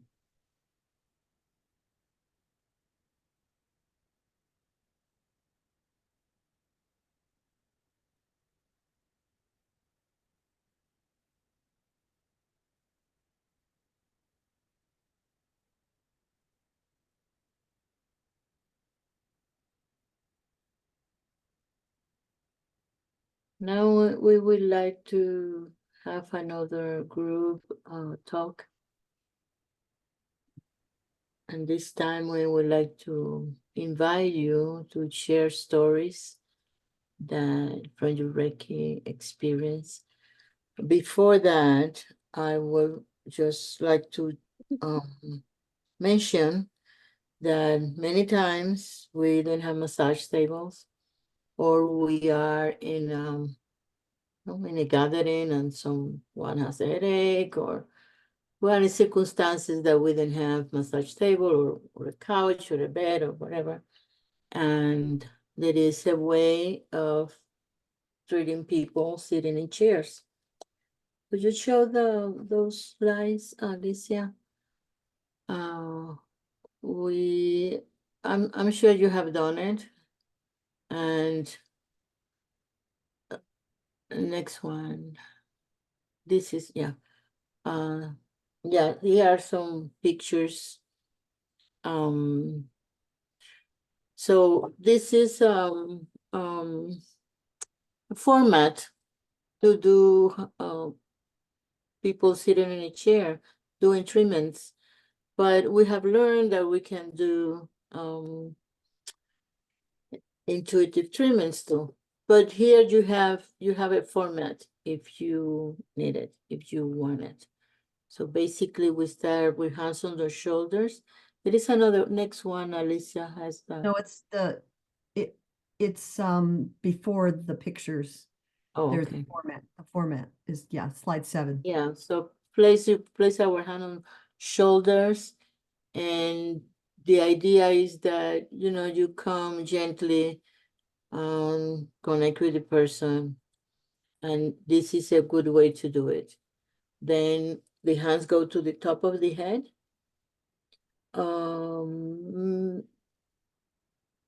In some religions, belief system, people don't like to be touched on the head. So as we do when we do any treatment, we ask the person if there any place in the body they don't want to be touched. So you can do, as you know, you can do off the body. Then we do the position that you just used in our head treatment. One hand on the forehead, one in the back of the head.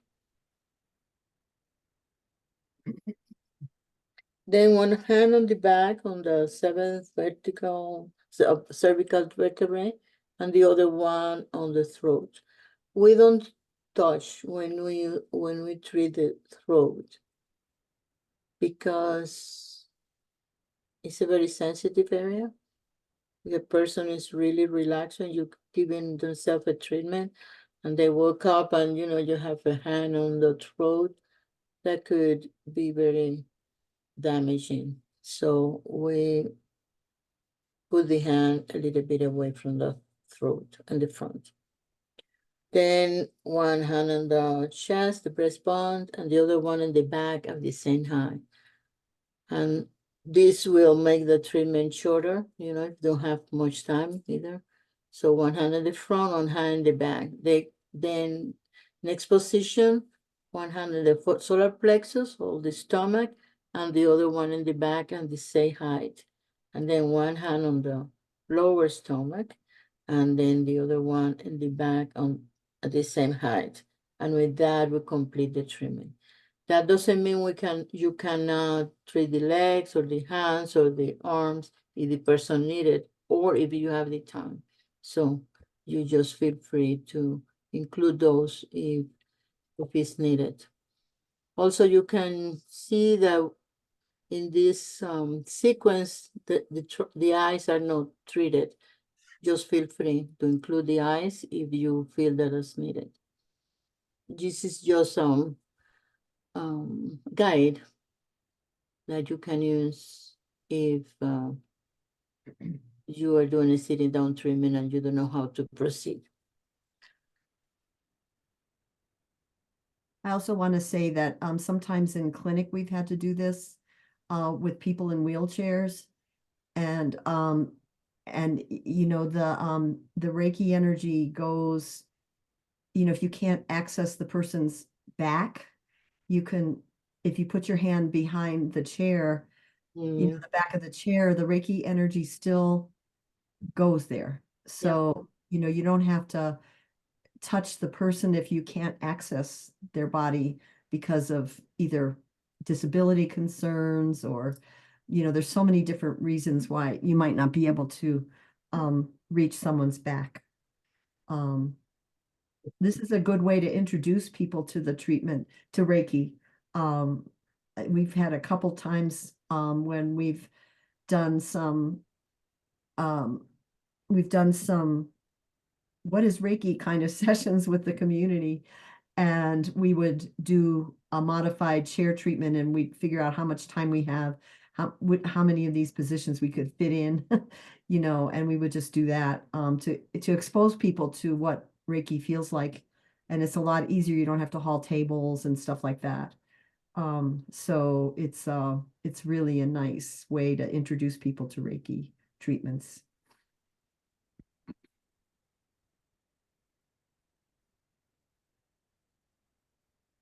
So if you have any questions about this, we can then talk about Reiki, your Reiki stories that you want to share. So could we go to slide 10, Alicia? So we have about maybe 15 minutes, maybe to talk about this, maybe 20. And so I guess it'd be really great. There's so many different ways to share Reiki in the community, not on massage tables, you know, because we can't always, you know, we don't always have access to them. So have any of you, I was just wanting to get a sense, have any of you offered Reiki in a hospital situation? How many of you? Okay, so a couple of you, 3 of you. Okay. And what about emergencies first aid? Somebody, you know, falls, somebody, you know, needs on the spot kind of Reiki. Have any of you had that experience? Okay, Joanne and Julie and Jenny and Adrian. Okay, good. We're going to get some good stories then. Childbirth, have anybody shared Reiki with people in labor and delivery and childbirth? Okay, me. And end of life Reiki, hospice, palliative care. Okay, so we'll have some stories. Yeah, so we just wanted to, we don't have a whole lot of time for this, but you know, this is Reiki in the community, and you know, just want to share with one another kind of how we approached when we had an unusual situation. What did we do? Because we can learn from each other's stories is what we were figuring. And I'll send out a handout that at least talks about Reiki in hospitals and Reiki in childbirth and Reiki in hospice. You know, there's a really nice book that it was my first introduction to Reiki by Libby Barnett, and I found a chapter that I'll send to you all from that book. So anyway, so I think we can stop the slides now, Alicia, and then we can just all kind of get back in our little squares again. So those of you who raised your hand and, you know, have had some interesting ways that you share Reiki, not in a clinic setting, not on massage tables, in different places in the community. You want to share how you did that and how you approached it, and everyone I can guess, ask. I'm sorry, go ahead. No, I just said that people can ask questions then too. So we can have a conversation. Yeah. So other examples might be a dental chair. That's where I do most of my offering of Reiki. And I'm just so grateful to have the opportunity to do that, because it really does help people to relax and calm down.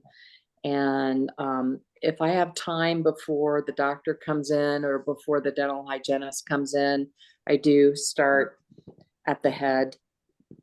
And then I start here at the neck and the chest. And by then, usually the doctor comes in or the hygienist comes in, and then I go to the feet and then work my way up. As far as like emergency first aid, this is a different example. It's just been with my grandchildren when they've fallen down and have hurt themselves.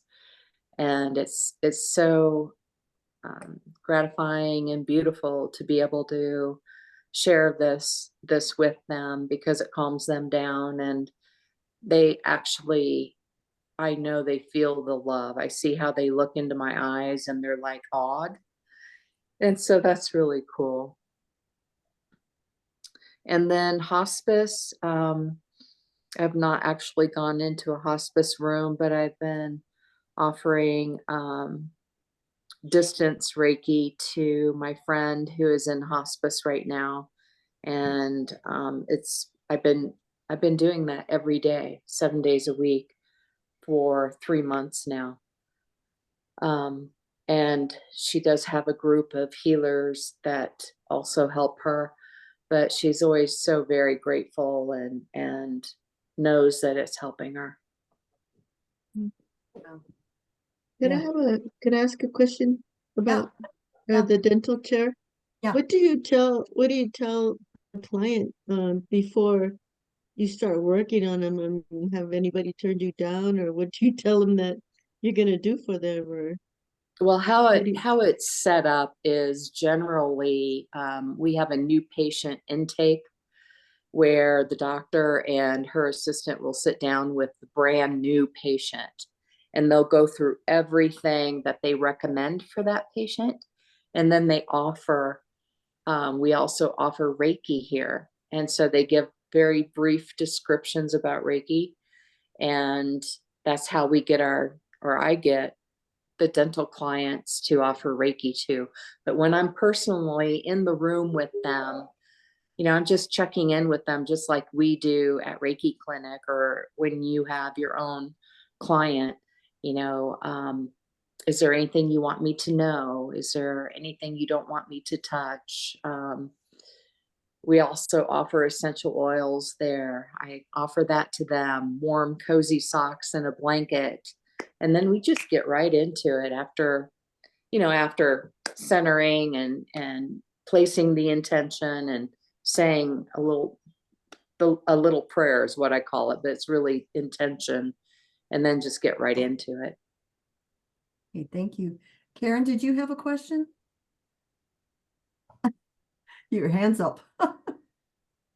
She doesn't know how that happened. You're a hand woman, that's why.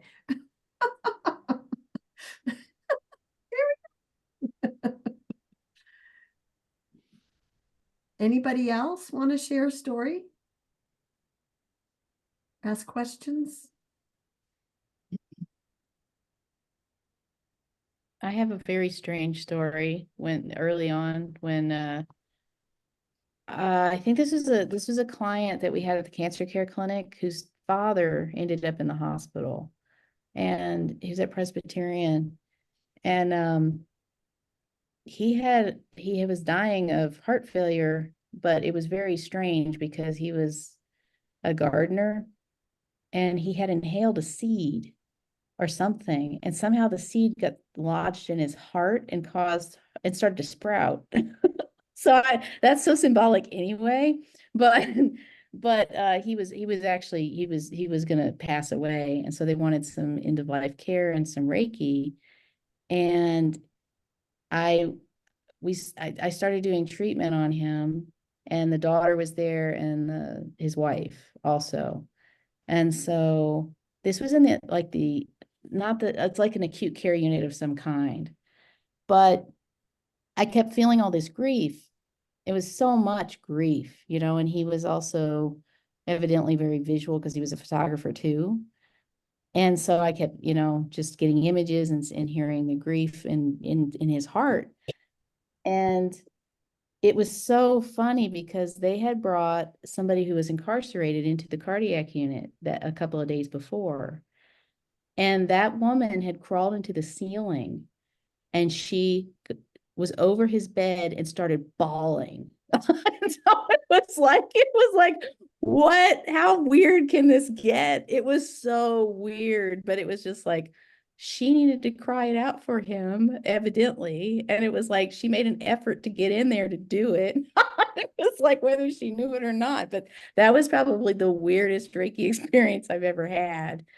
So that was really strange.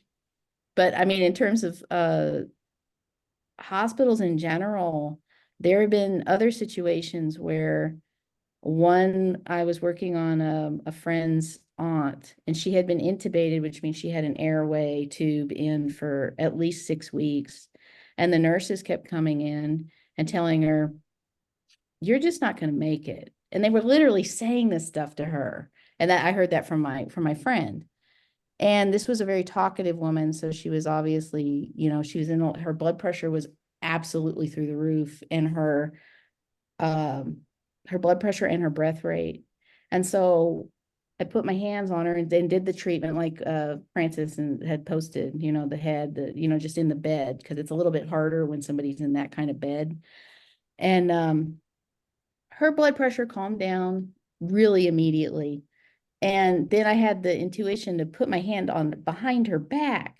Well, they had left an X-ray battery pack under her.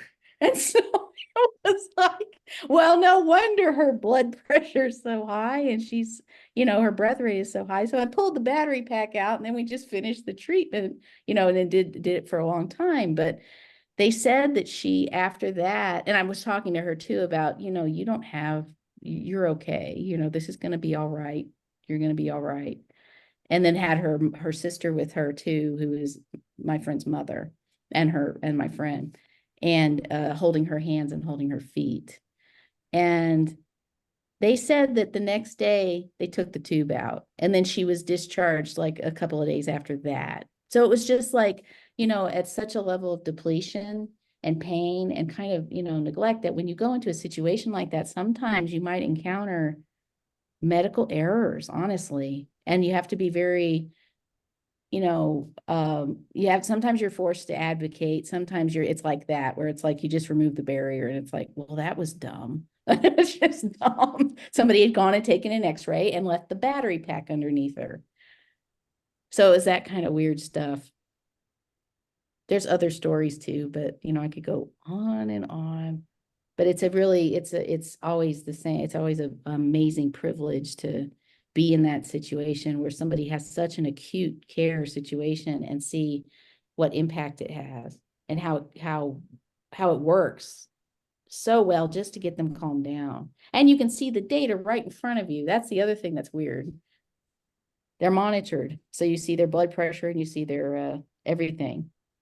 It's very interesting. So I want to share a story. In the same level that Jenny was talking. A friend of mine called me that her sister was dying. She was in the hospital and yeah, kidney failure. And you know, the doctors couldn't do anything else for her. So I went, and as Jenny was saying, you know, she was all kind of tubes everywhere. The only place I could put my hands was on her solar plexus. And that's what I did. And I stayed there. And, you know, I knew that she wouldn't make it to this side because she was far gone. But I knew that Reiki will help her in her journey to the other side. But anyway, what happened was that there was a moment that in the treatment that she sort of opened her eyes. She was totally gone. She wasn't talking anything. And a tear came down her cheek. And at that moment, I didn't understand the meaning of that. I sat there for the whole day. I was talking to the family. I come back to the room. Then at the end of the day, the pastor, or no, it was a priest, the family, more members of the family came, and the pastor, no, it was a priest, came, and we all hold hands and started praying. The priest started praying. And the two people at the end of the circle, I was one of them, and my hand was on her solar plexus. And the other person, I don't remember who it was, the other side. And another tear came down. And when one of the people there said, she's receiving what we're doing. There is a level where she's receiving this and she's showing her appreciation. And that's what I understood that happened when I was giving just Reiki, and then when the group was praying for her. So that was a nice experience. And then the other one I want to share now was a friend that had an open heart surgery, and his wife called me, and I went to the hospital, and he hasn't been able to sleep since the surgery, the pain and all the tubes and stuff. And what happened was that he fell asleep during the treatment, and he was able to sleep 8 hours or 6 hours, something like that. So just to say that sometimes, doesn't mean that the person will get cured or the person will go back to health, in the case that Jenny was saying, but always trust that the energy will work for whatever the person needs at that time. And I say, like Jenny, I have many, many stories, but I want to hear other people's stories.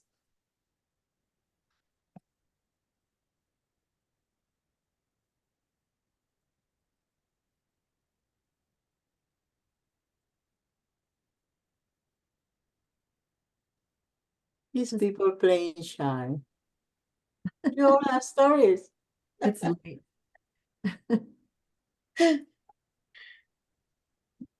Julie's trying to stay awake.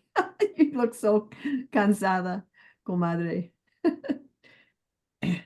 I was with my daughter when she had both boys, but I had only started my Reiki journey for the second one.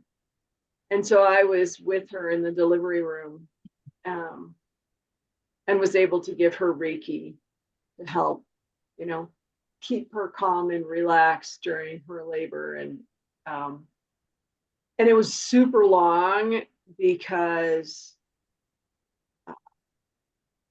she wasn't really progressing very quickly, but there were no OBs on the floor because they were all doing surgeries. And so they didn't want to give her anything to help progress her because they didn't have doctors to deliver the babies. And so they on purpose, didn't give her any kind of Pitocin or anything like that to help move her through that.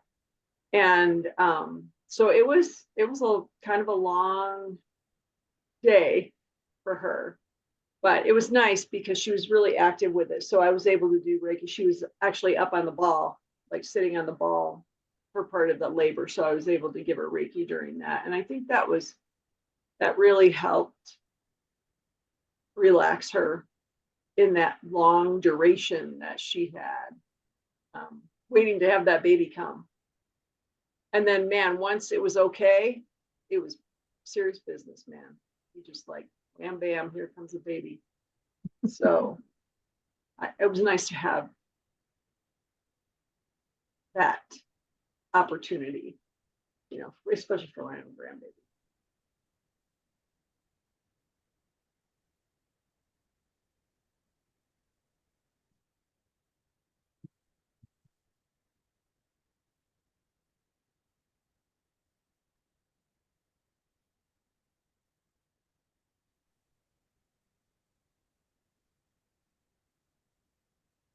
I have shared these stories before, I believe, but one I've had the opportunity because my grandchildren's moms were open to it, for me to offer Reiki when they were pregnant, and it was a beautiful experience. I mean, at the moment I was just doing it. I mean, the first one with my older and first granddaughter.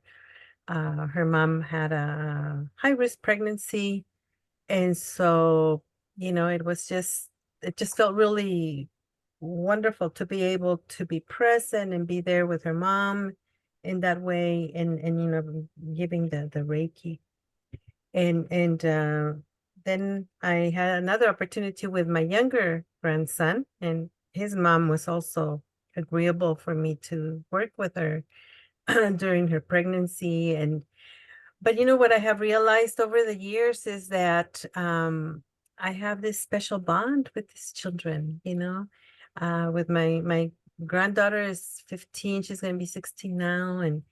And I mean, even when I don't see her, I mean, there's this special relationship that we have because it started in utero. And then now with my little grandson that's 3, again, now being more aware, I see also that, and it's just so beautiful, so those are 2 beautiful experiences that will forever be with me, and at some point I will also share it with them, in the process, and what that has meant for me.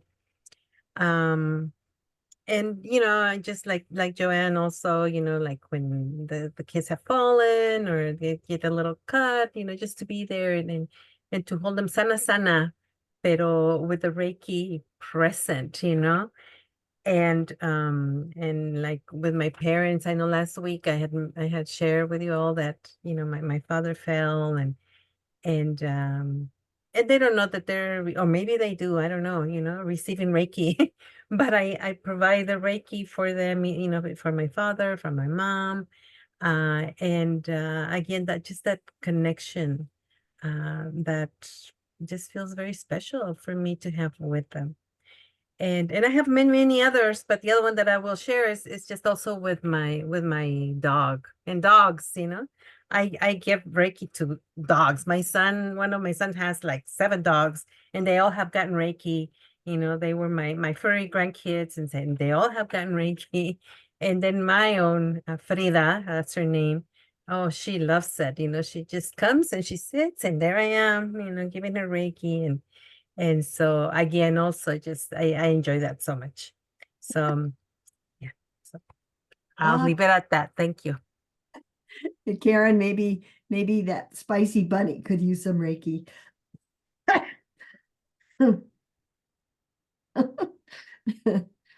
Oh gosh. Well, I have many stories, but I don't have time to tell them right now because we need to move on, I guess. But these are beautiful stories, and we can learn so much from one another just sharing our Reiki stories like this and figuring out how to approach different situations. And I think the intuitive approach that we've been learning is very pertinent for these kinds of situations. I'll just tell one quick story.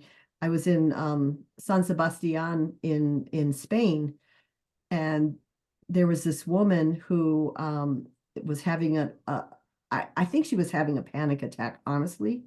But the family was going nuts. Oh, they couldn't get anybody. It was during this regatta. It was like thousands of people were there. And so my friend Richard said, I didn't notice her at first, but my friend Richard said, "Oh, Frances, could you help her?" So I went over and I sat with her and I just put my hands on her solar plexus and on her, and I just kept saying, "Respira, respira, despacio, despacio," and sure enough, she started calming down. She didn't even know what I was doing, So I mean, it's the stuff like that in the park. We were in the park, that it's so beautiful to have these hands that can just, share with somebody, a complete stranger, poor lady, she was so freaked out, but she calmed down.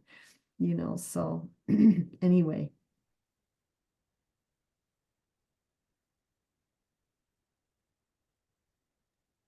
Well, I have one last short one. We need more time for this part. This is in my dentist's office. Poor Paula knows about this dentist. But at the dentist's office, the one day the dentist and the hygienist were told me that their hands were hurting. They had had such long procedures and so many patients that week. And so I just said, for each one, I said, may I hold your hands? And then I said, I'm a Reiki practitioner.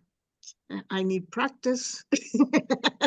And they said, yes. So they gave me their hands because the dentist says, I can hardly hold the instruments. And so I just held her hands in my hands.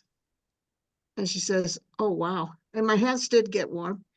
She says, I can feel that. I can feel that. And it was almost as if her hands were cramped up and I could feel her hands getting relaxed. And so I held both the one side of her hand and then her inside of her hand. And she was fine after that, both of them. And with the hygienist, I held her wrist, not her hand, but her wrist. You know, I thought that was strange, but it worked. So that's my only experience. Wow.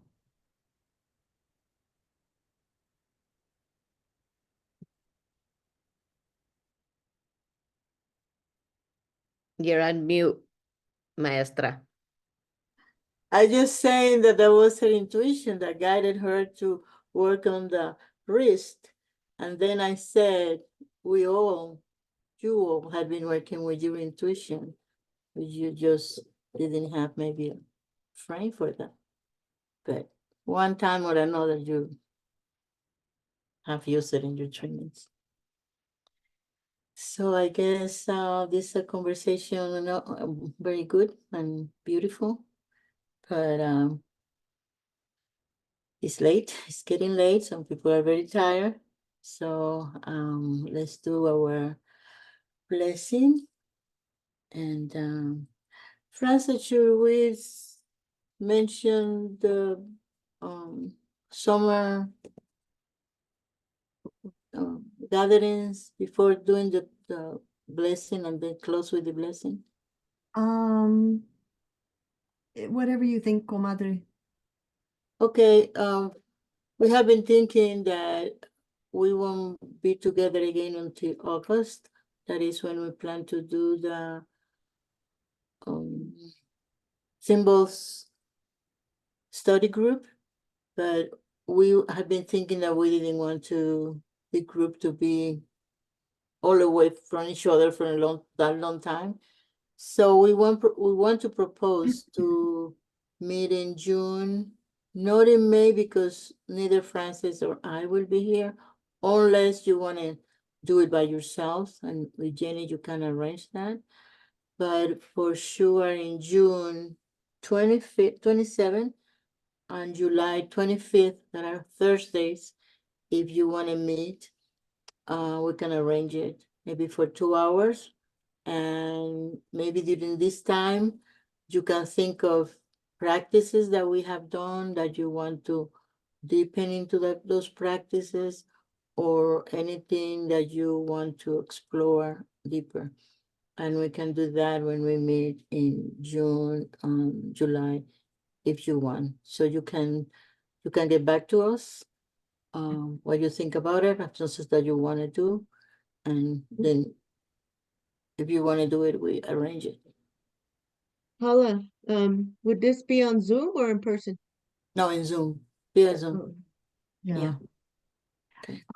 Also, the symbols study group is going to start August 22nd and go for 4 Thursdays into September, up to September 12th, I believe. So from August 22nd, 29th, and then September 5th and 12th, we'll be diving into the symbols, the Reiki symbols.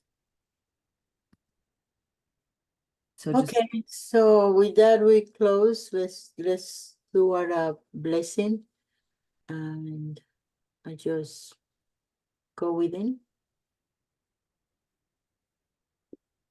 We'll take a deep breath.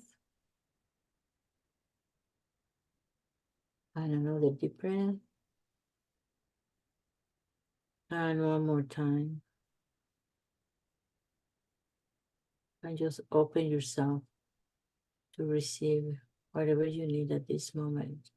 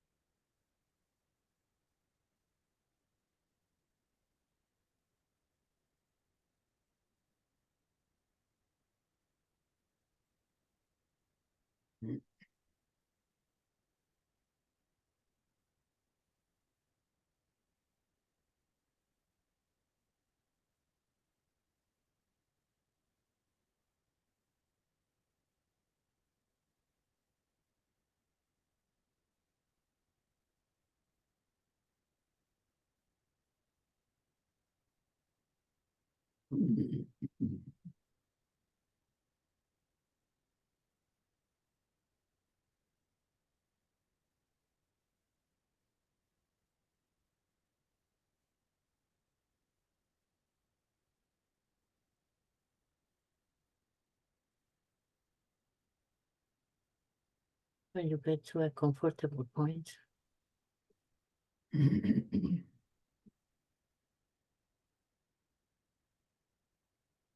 a deep breath.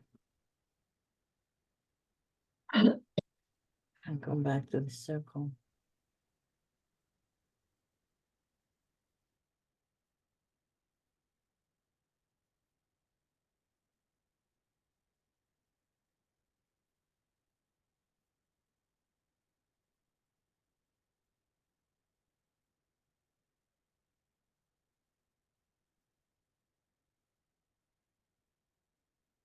Thank you, everybody.